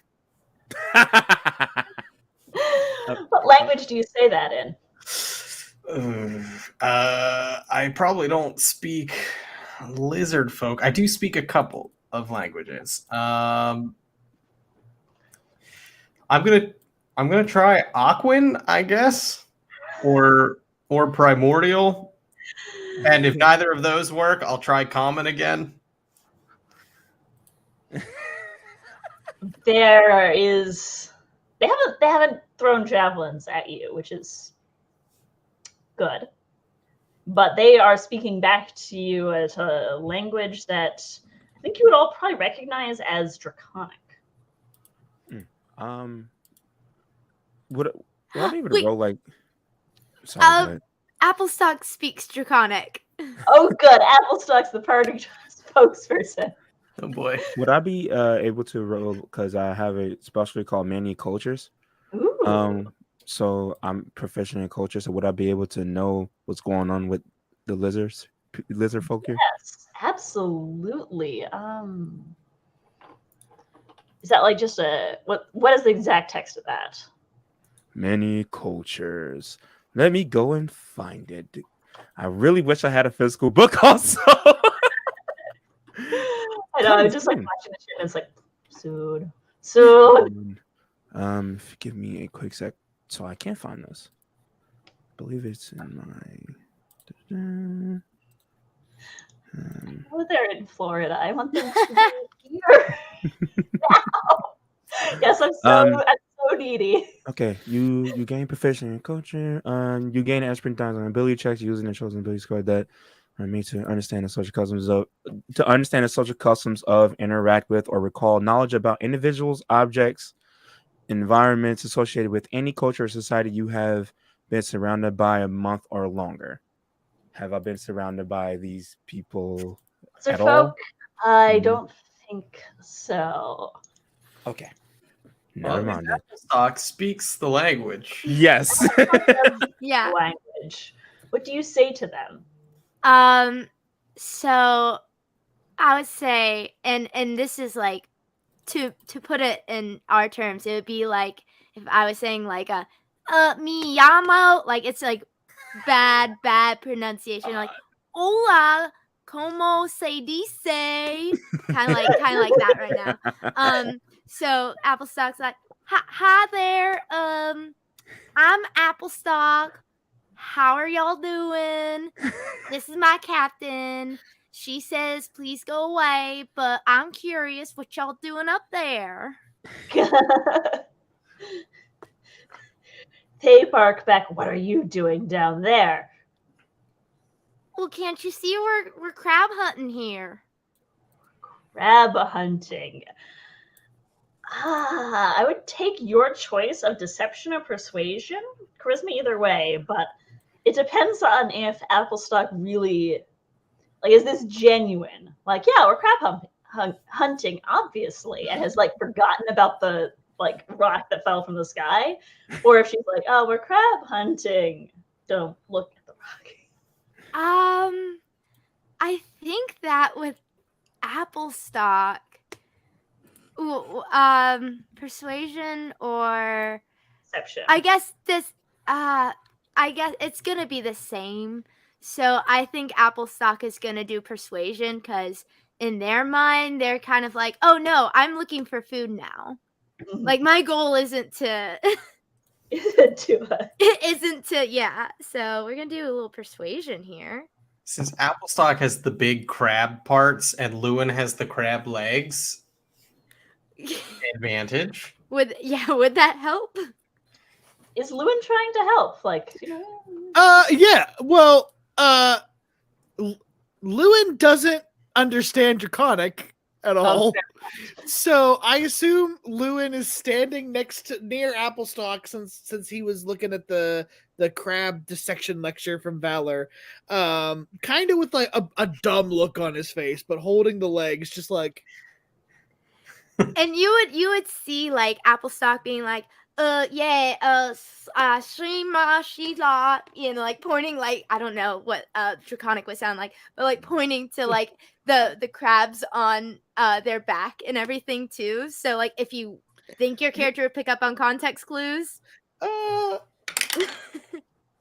I think I'd pick up a leg and be like. So yeah, go ahead and make it with an advantage. Okay, and great. I have Elizabeth also make a sleight of hand check to hide the rock. Because I'm assuming you don't want the glowy purple thing out in the open. Oh no. With advantage? With advantage. Yeah, I rolled a 2 and a 6 for a nice 7 here. Ooh. You all can pick up the sort of shaking of javelins banging against spears and trying to be very threatening, but only Applestock understands that this is their water, this is their crabs, and that they expect something in trade for the crabs. So, this is their water. These are their crabs, and they want to trade. We could either just leave the crabs, or I could give him this. And then Applestock pulls out a broken compass. Yeah, offer them the broken compass. And if they don't want it, I can shake my axe more threateningly than they can shake their spears. All right. Here, I'm gonna hand Applestock my staff and just say, give them this to sweeten the pot. All right. I'm gonna shout back. I do have 2 items here that we will trade for these crabs. There's a pause and then some conferring amongst the lizard folk. And then one of them starts to rappel down the cliff on a vine very skillfully, like hand over hand. Clearly has done this a million times. The vine's a little shorter than I expected. It has to kind of jump to drop the last few feet. I think presumably there was a little more cliff than there used to be. And it comes over and yeah, you're not sure on gender. Lizard folk are tough for non-lizard folk, but they are examining the staff and takes the compass. And doesn't work. Yeah, it is broken. That's all I got on me, but this staff looks pretty cool. I'm not too sure what it does, but you can look at it if you want. The lizard folks takes the staff. What is your staff made out of? It's got that like cool skull on top from the character art, but yeah. And then I was imagining like a black gnarled kind of wood.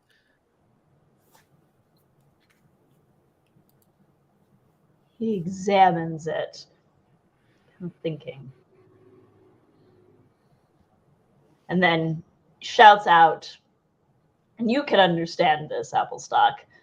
I got this cheap-looking staff. I turn around, I say, they say it looks cheap. They say what now? Lewin's livid. That is my father's staff. Applestock's gonna turn back to this individual and go, he says that's its father's. I get the rich vibes from him. So there's some more shouted conversation back and forth, and then the one that seems to be in charge kind of sighs and says something along the lines of just let him take it. The crabs will take the staff. If it's useless, it's useless. all right, cool. And you know what? Just for you, and Applestock's gonna pull an apple out of out of their cloak and go, here's this as well. There should be seeds in there, so you could I don't know, make some apple trees for yourself. Elizabeth is going to lean down to Applestock. Add that to your apple debt. Yes, of course, I will. The lizard folk takes the apple, and you can see their nostrils flare, and then tucks it into a little wrap of clothing, takes a running leap, grabs onto the end of the rope, staff in hand, and starts rappelling back up. Bye, y'all. It's a pleasure doing business with you guys. Go ahead and give yourself a not easily calculated amount of XP.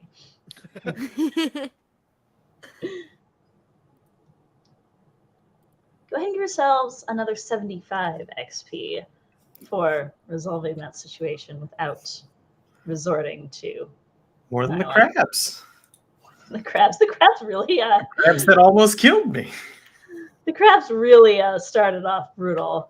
I'm not even sure. I don't even think I remember to double the crit damage. I just realized that. Well, I would have died. So Yeah, you would have died. So we'll call that a win. Murdered by crabs. That's a thing. So we can have 115 now. Yeah. Nice. I really can't do math today because I did it in my head. I was like, yeah, that's 105. And then I did it on my calculator just to make sure. I was like, no, that's not. Because I thought you got 115 for the exploration challenge plus. Oh, you gave us 115 for the exploration challenge? I thought you said 15. Oh, that changes things. 115 plus 25 for the crabs. So we're at plus 75 should be 215. Okay, I can. Okay. Yes, I'm Cool. using a calculator. 215. Well. Well, look at that. Whoop whoop. Yeah, so given the encounter with the lizard folk, I imagine we're still waiting with the crab if they're not gonna like hang around us and then leave as soon as we can. Yeah, and you can't. Well, I'd take another round of perception checks to see if they've stuck around and are watching you to make sure you leave. Could I substitute my perception check by looking for some driftwood? Sure. I guess survival? Not gonna be. Oh, that's an 18. Yeah, find driftwood. It's a beach. You've had plenty of driftwood. I rolled an 18 on my perception check on the dice, so assuming that's wisdom, that's a dirty 20. That's an 18 for apple stock. Crap on their stealth. Yeah, the plants above do keep rustling a little bit. You think they're making sure that you don't. They're treating you like poachers. That's what they're treating you like. It's poachers. I'm just gonna stare at them menacingly the entire time. I might not even blink the whole time. It's just terrifying. I'm good at intimidation. Good quality Empire captain. And yes, Lewin, you find some driftwood. Excellent. I see. Okay. Oh, I'm sorry. That was a very mysterious look. I wasn't sure if you were going to say your thing now or later. No, I just collect the drift. I'm looking for like a longer one that's vaguely like wand shaped. Yeah. Yeah, you find one that's a little gnarled, it's driftwood, but you find it. Sweet. And without further incident, you make your way back to your boats, back to the ship. The foliage rustles again. This one, they clearly let you see. That one to be like. And you make your way back to your fine vessel, the Sea Lettuce. Your prize secured. Yeah. I think once we get back, Elizabeth, in front of the entire crew, just holds up the giant purple rock. There are some like confused cheers. Skyrock! We did it. We got the Skyrock. And then Applestock is going to lift up the crab above their head and go, and dinner. Oh, that's adorable. Cled is thrilled about the crab. He will take that off your hands. You are having a crab boil. And it's going to be great. I saw some stuff in the chat about garlic butter. You know it. Well, probably not butter because you're on a ship. That'd be gross. But otherwise, absolutely. He's making dinner, which is good because I think only Captain Flynn did not get seawater in her rations. That is true. I made everybody else go first. It was great. Hilarious for me. So yes, now that you have this rock, I would take Arcana, I think, would be the move. And this would also potentially be a chance to leverage backgrounds and connections and things. Yes. I could take a look at the rock. I have background connections and things, and I'm trained in Arcana. I think Elizabeth does like put it down for Lewin to look at. Well, Elizabeth would probably take it into her captain's quarters, which are notably in absolute like chaotic mess. Compared, like the rest of the ship, perfectly organized and clean, because Valar does a great job at that. But past this door, it is a nightmare. Would the captain would have let him in the room at all at some point? You've probably been in there before. And the second you tried to start cleaning, it was like, you're leaving. You're not touching anything in here. So when you open the door, he just kind of leans in. He's like, Captain, No, just want no. This is mine. Well, I understand that, Captain, but maybe if you could sweep a little. I know where everything is. Okay. I have a system. Also, give me your clothes so I can wash them. You have a lot of blood everywhere. I'll later. We're looking at Skyrock. Okay. Do you want me to heal you before we look at the Skyrock and it explodes? If it explodes, it's not going to make a difference. We can do it in a minute. Oh, okay. if it explodes, we all go down. It's fine. You have a one point. thing that I'm curious about is this a parent-teen relationship? Not even. It's a captain and her bosun. But yes, I would an Arcana check. I'll make it hard.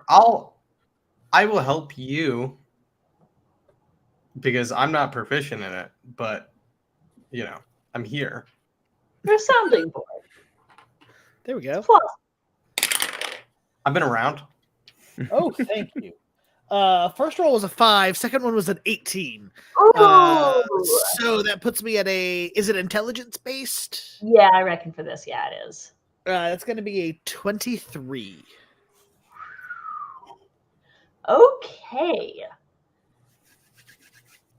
You look at it more closely, and it looks like a fragment of something.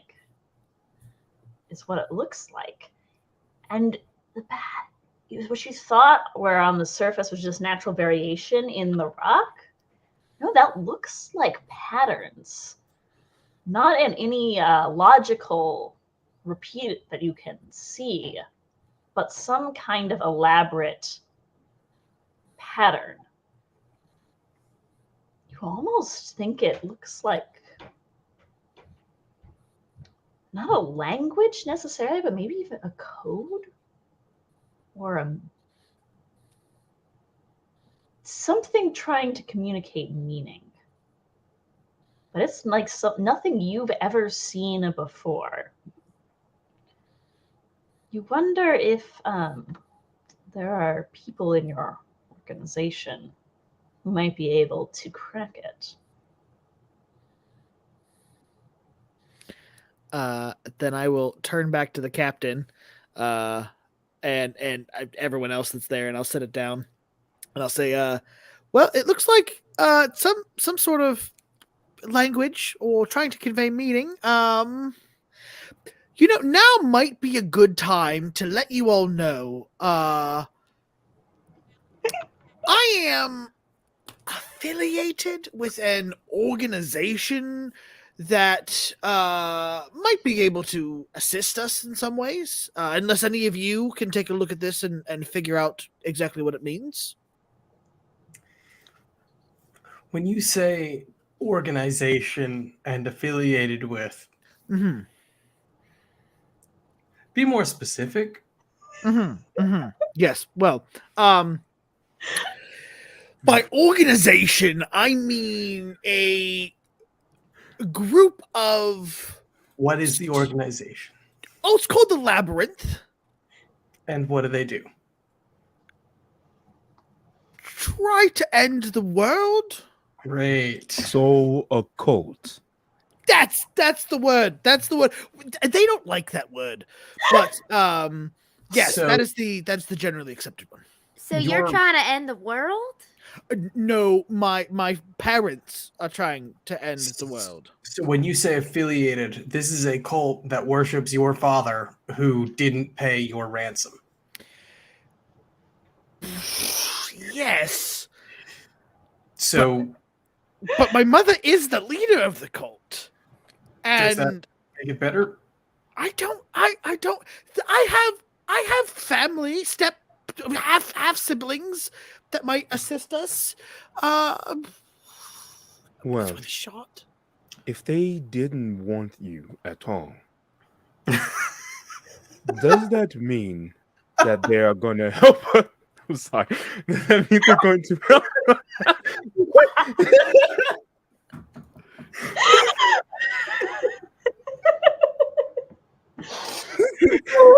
I'm so sorry. Does that mean they're going to help us in general? Yeah, Well, yeah, Moon. If they didn't want you, are you sure they're gonna help us? I think this is exactly how Elizabeth is acting. Elizabeth lost it on the ground, laughing, stitches. well, my father and mother do reside within the endless maze of the abyss. So there's a chance that the members of the labyrinth just weren't aware of my situation with my parents and them not paying for the ransom. I'm also a bit of, profit to them. I might be able to talk my way in. But you raised some very good points, I will admit. You're a prophet. Well, No, somewhat. I was born of a union between a mortal and my father Bahamut, and prophesized to bring about the end of the world and yada yada yada yada. All that boring stuff. I'm sure you've heard it a million times. No. No. is it Baphomet or Bahamut? Yeah. Oh, Baphomet. Yeah, Bahamut's a very different person. Yes. That's what I was a little confused on. Okay. But I'm glad we asked about that. So, my next question is, if we go to these people, will we be stealing or will they try and sacrifice us? Oh yeah. Oh, absolutely. Yeah, we're big on sacrifices. So okay, this seems like a terrible idea. Very. Usually Yes. I'm on board for terrible ideas. I mean, Ex- you've all been here. You've been on board for me being on board for terrible ideas. So our ship's name is Terrible Ideas? No, it's No. the sea lettuce. The sea letters. But It's a honestly, different way to say seaweed. terrible idea is actually a really good name for a ship. We might want to change that. Yeah. Well, when this one sinks because of one of the terrible ideas, the next one can be the terrible idea. Okay. Sounds That good. plan. In the meantime, I love terrible ideas. However, I don't want to be sacrificed. I have things I need to do. Like So let's go to the twins. the twins. Who Okay. are the twins? It's a place. I'm well Okay. respected there among other pirate captains. Mm. Does that one I- warrant an insight check? Okay, I was about to. It doesn't, but Well, what if I... Can I make a deception check? absolutely. I would love to see you make a deception check. What Billy scores insight used with That'll be again? wisdom in this. Wisdom? Oh no! Oh yeah, I don't see. And this is mine's a my class. charisma, which is very good. I got an 18. Yeah, I got a 15 minus 2, buddy. So there you go, Cap. So Bella just like turned his head and he's like, okay. Yeah, she's really well known there. I am well respected amongst my other pirate captains in the Twins, where we can go and talk to a scholar like you wanted, Lewin, and maybe they can give us an answer without the risk of us being sacrificed to your parents. That would be awesome. And if we do need to go to the cult, you are going to be the only one that they see or speak to, because I admittedly am okay if you are the one who gets sacrificed.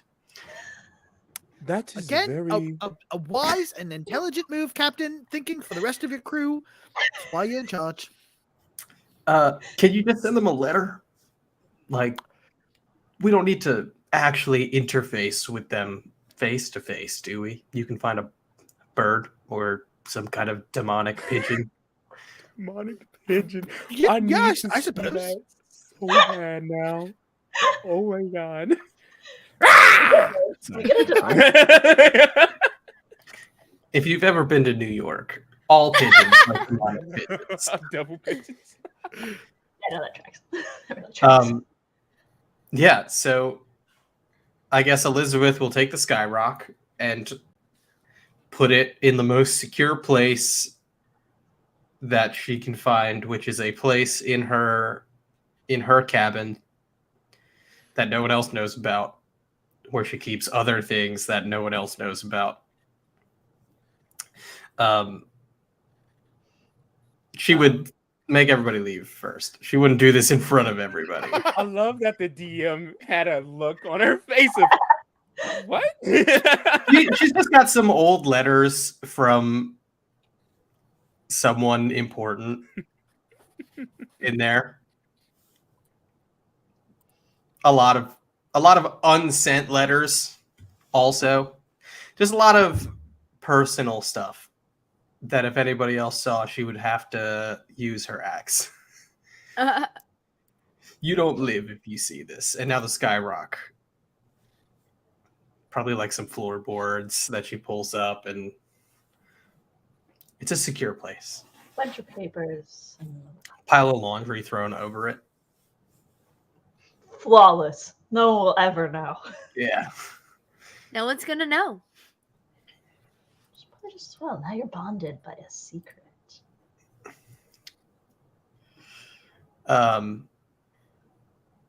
right. Okay, everybody, to the Twins. Set sail.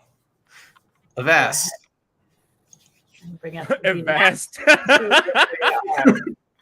going. We've got our little ship icon here. We are making our way over to the Twins, which is That's not so bad. my little ruler tool. Not so bad, because our crew is, for the sake of everyone, honestly, is a sailing ship, which means it travels about 5 miles an hour on a good day. You are a little understaffed, I think, all things considered. This ship normally takes 30 to run. I reckon you're at 21 now with Apple stock. So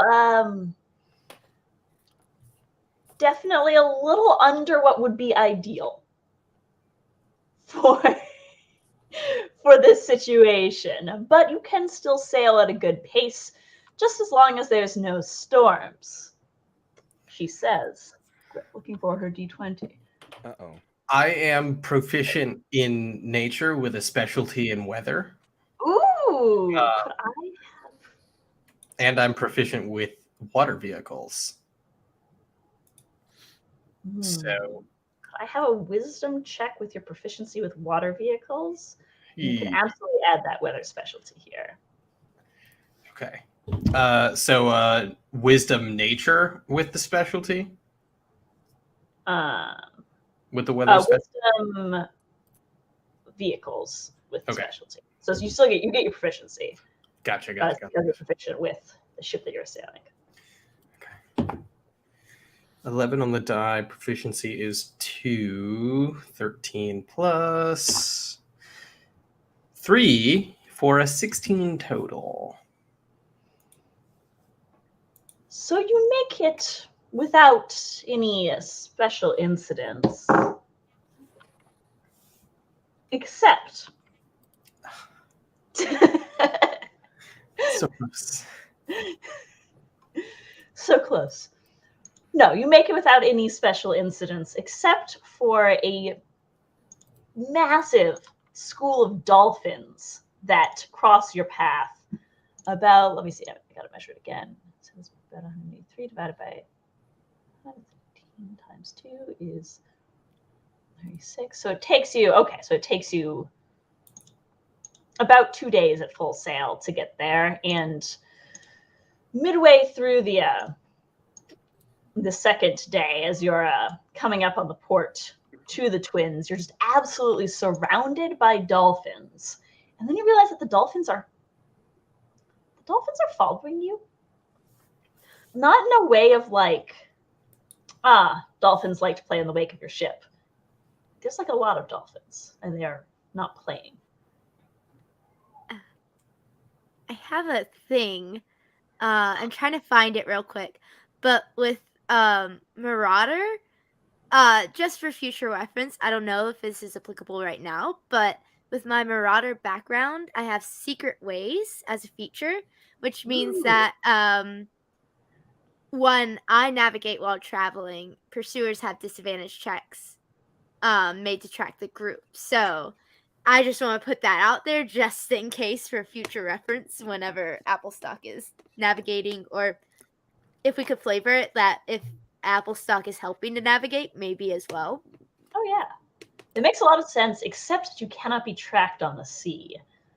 This is more that these dolphins saw the ship, and now they're not leaving the ship. So I have a very strong feeling that this is tied to the Skyrock, of course.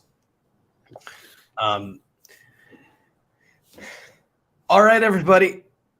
So the Skyrock seems to attract life.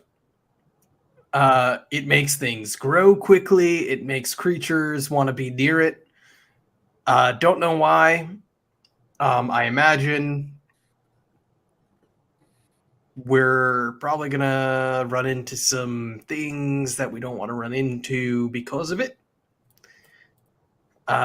So keep your eyes open. Be ready. Make sure the cannons work. Very important. It's going to get us in trouble. I already know that. And it's okay. We're going to figure out what it is, and we're going to make a ton of money, so it'll be fine.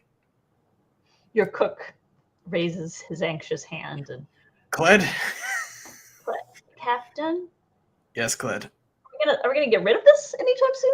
Or are we gonna wait for the you-know-what to strike? What, the Kraken? Listen. When the Kraken comes, I will personally cut it in half. And I will be famous, and we will... Just like I can. Listen, it's fine. We're going to dock, and we'll take it off the ship. We're going to go talk to somebody about it. We're going to get it appraised, and then we'll sell it. Unless it's something that will help us, it'll be fine. It'll be fine. Yes, everyone. Who wants to go first? Apple. Me? All right. Number one, you really think it's a good idea to sell this if there's going to be like a cult thing after it, like an end of world cult? And number two, I'm sorry, what'd you say about Kraken? Number one, yes. If there is going to be a cult after us, I think it would be a great idea so that they are no longer after us. They can take it from whatever scholar sells it probably to the fiduciary order. Or and the Kraken, I don't want to say it's a myth. It's not. I'm sure it's out there. It's fine. It's just a monster. It bleeds like the rest of us.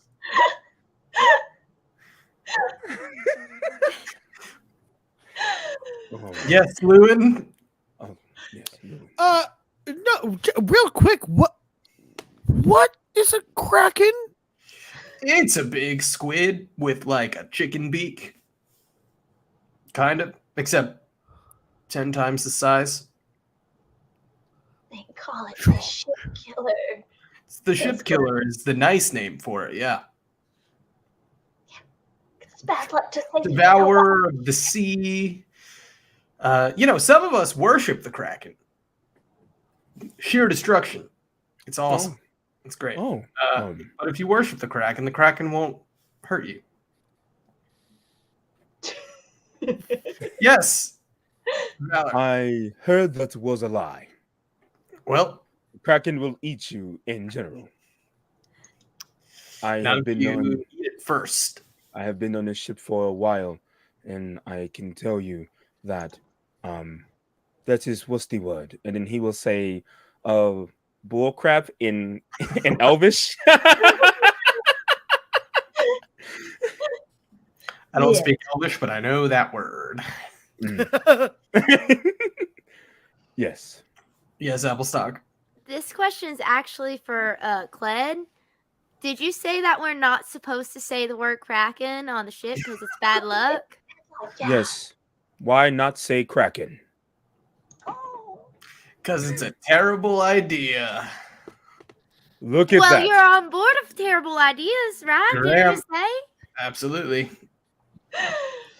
Cled Everybody, shakes his head and goes back to stirring the crab stock that he made. listen, we know we have the Skyrock. We know people and creatures that live and breathe will be after it. There's nothing we can do about that. We've got the rock now. I won't let anybody have it. One more question. Yes, speech pedal. Is the Skyrock like an egg? What if it's the Kraken's baby? It's not. No. No. No DM. Kraken babies, please. Applestock. The Kraken is deep under the sea. The Skyrock came from the other direction entirely. They could have thrown it up in the air real high to see how high it will go. No. No, probably not.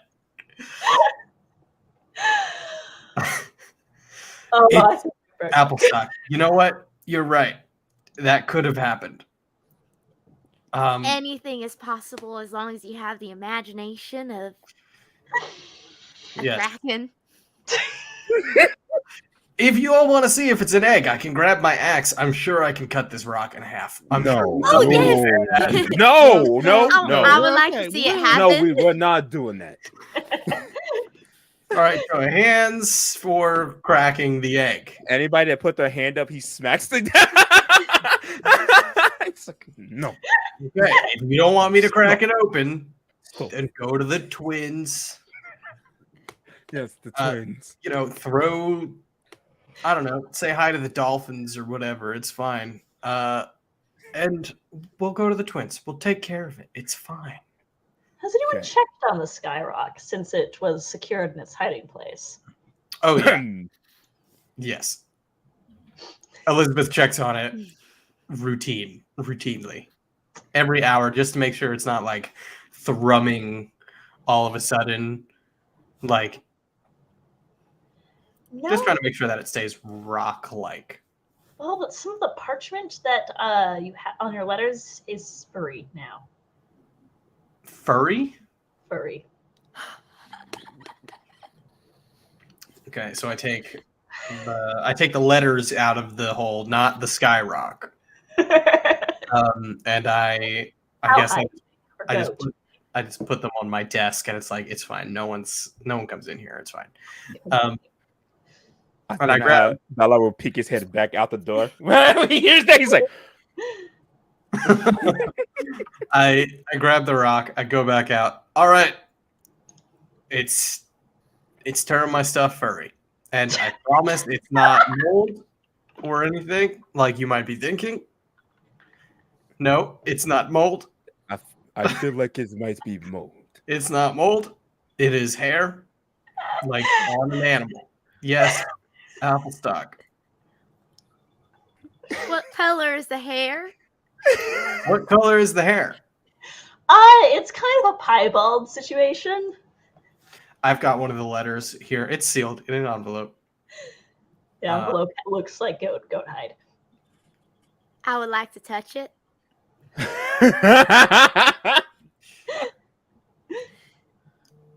I think Elizabeth lets you like touch the hair, but she's very careful to not let you see what is actually on the paper.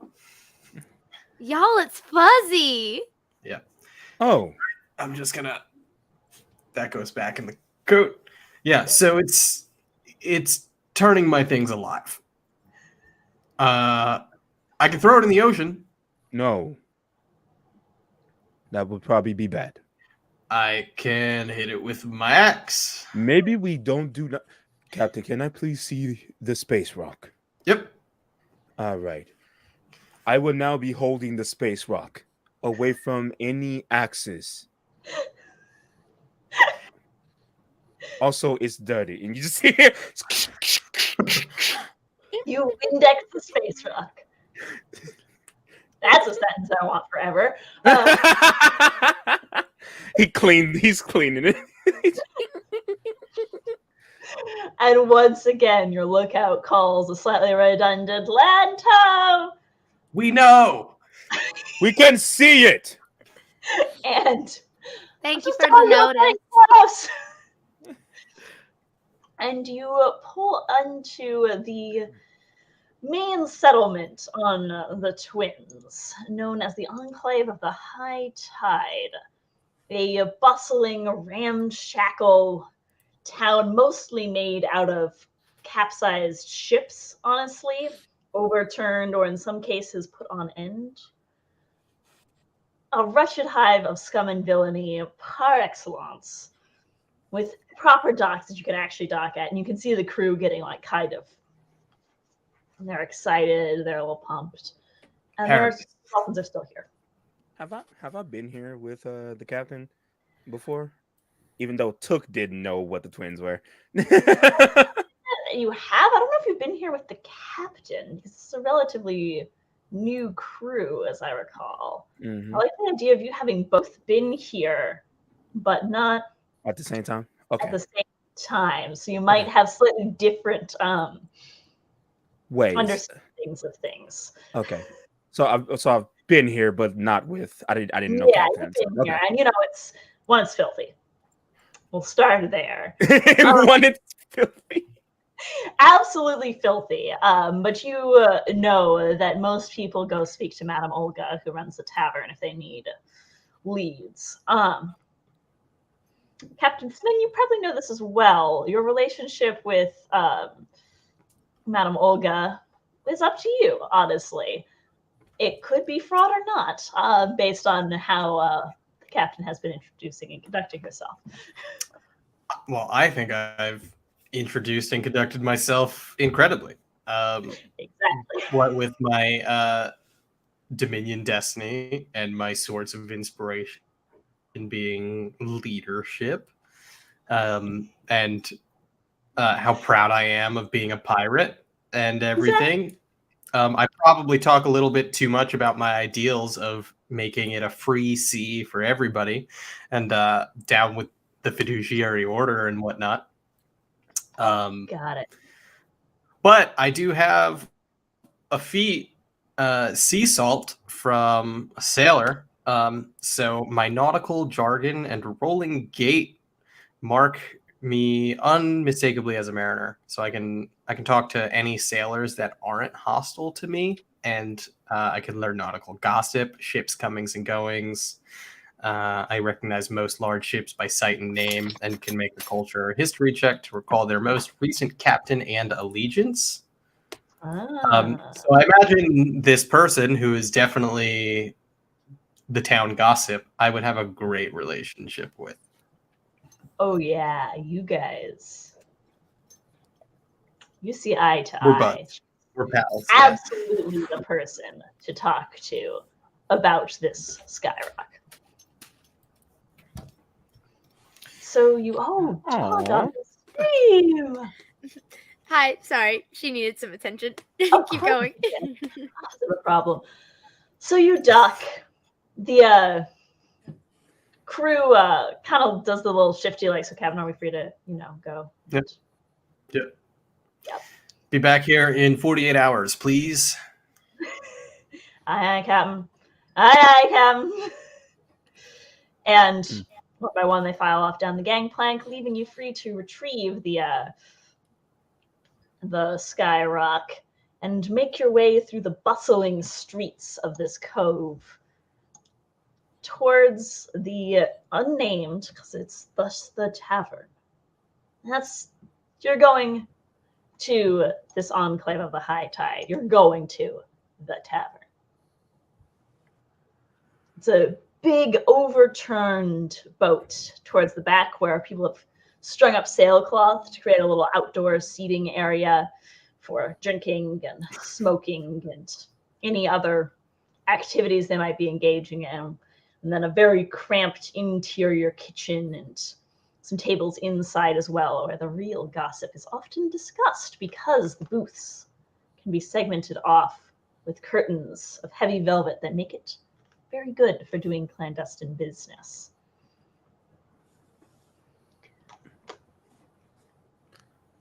Okay, that is a cat. Okay.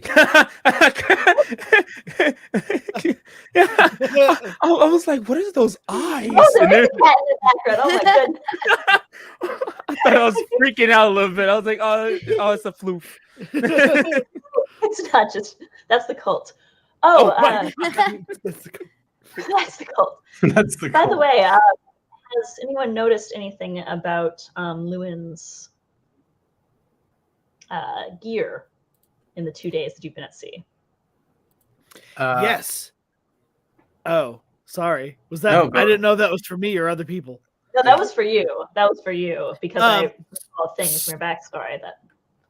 Yeah, I was going to mention that. So the staff I gave the lizard folk, the day after, the next morning, it reappears in Lewin's cabin, and he's been carrying it around ever since. It's very kind of like old hat for him. And you might have recalled along his journey, you seeing him like chuck it into the sea a couple of times just to be like, meh! And it always just sort of winds up back in his cabin. Just thought that might be relevant to the general weirdness that's going on.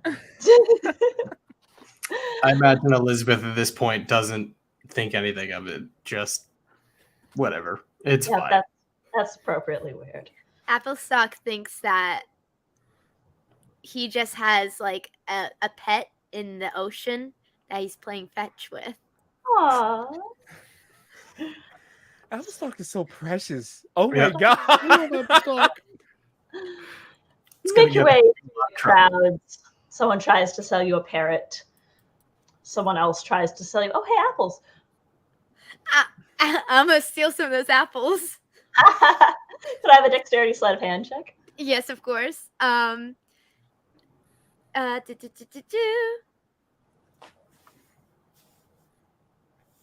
no, I don't want to use that one. I don't know why. I just get bad vibes right now. All the bad vibes. Sleight of hand. That's dexterity. And then okay, so I have a specialty in pickpocketing. Totally applicable. Add your expertise Great. die. Great. Awesome. Let me get a little D4. Wow. Oh man. Okay. That says no. 15. 15. Where did Applestock get that apple from? He doesn't notice.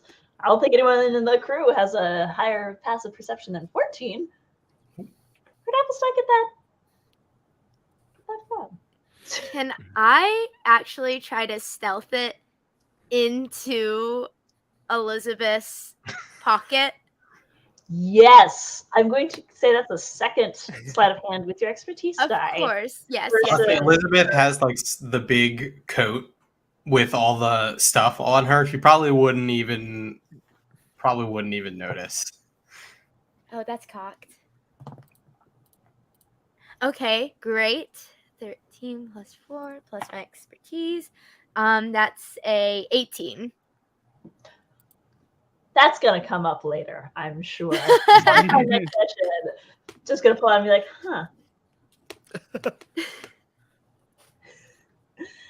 But yes, you walk your way up to this big tavern and you stand outside and you take a breath and then you push open the doors and enter. And that's about as good of a stopping point as I think we're going to get for this stream. We've got 4 minutes left. Thank you to our viewers for being phenomenal in the chat. This was so much fun. Love you. And thank you to this cast. Where can people find you? What do you have going on? We'll go in the same order that we did introductions. We'll start with Kurt. Yes, you can find me at Mr. Kurtwise on TikTok and Twitter. You can also find me playing my own little game on the 5% Chance channel. We actually have a game that's starting up in like an hour and a half here. If you'd like to join us at 5% Chance. Alrighty. Hi. Yes. So, I am Gabby. You can find me at Gabby So Gabby on TikTok, and on Twitter you can find me at Gabs_the_panda. I'm gonna try to be more active on there, and then I'm actually streaming tonight at twitch.tv/Ryan the Enchanter with our weekly campaign, Queer Questers at 9 p.m. Eastern tonight. So check us out there as well. Robin. I want to watch that so bad. You can find me on Twitter, on Twitch, on Instagram. Don't really post there. Pretty much any social media or gaming streaming site. At Call Me Caulfield. Caulfield is CAULFIELD. I do sports. I do TTRPGs. I create games. I write for games. I do all sorts of cool stuff, and I play video games on Twitch sometimes. Yeah, follow me all those places. Well, you can find me on all platforms. I guess. I am mostly on Twitch and TikTok. And on Twitch, on my channel, I play a lot of TTRPGs such as D&D and whatnot. This Friday, we have coming up a lore one-shot where I have a very close friend of mine DM in the world that I have created with the help of a few of my friends, and he is running a very creepy one where we're stuck in the library. And I'm scared. I also have other D&D shows such as The Illusionary Chase on Thursdays at 7 p.m. CST, and I also have On Raging Tides, which is another seafaring campaign that I play in. That is at 10 p.m. CST. So come by, say hi. And I am Sarah. You could find me on the interwebs at the_DM_. Sarah, really, I say the interwebs, that's Twitter. I'm not really on other platforms, mostly on Twitter. Someday I'll actually post things on TikTok. And I have been your narrator for this session. It's been great to hang out with you, and I can't wait to see you next time on the Star-Crossed Seaway. If you're not familiar with the system, go ahead and check it out, levelup5e.com. Thank you so, so much for watching, and we'll see you next week.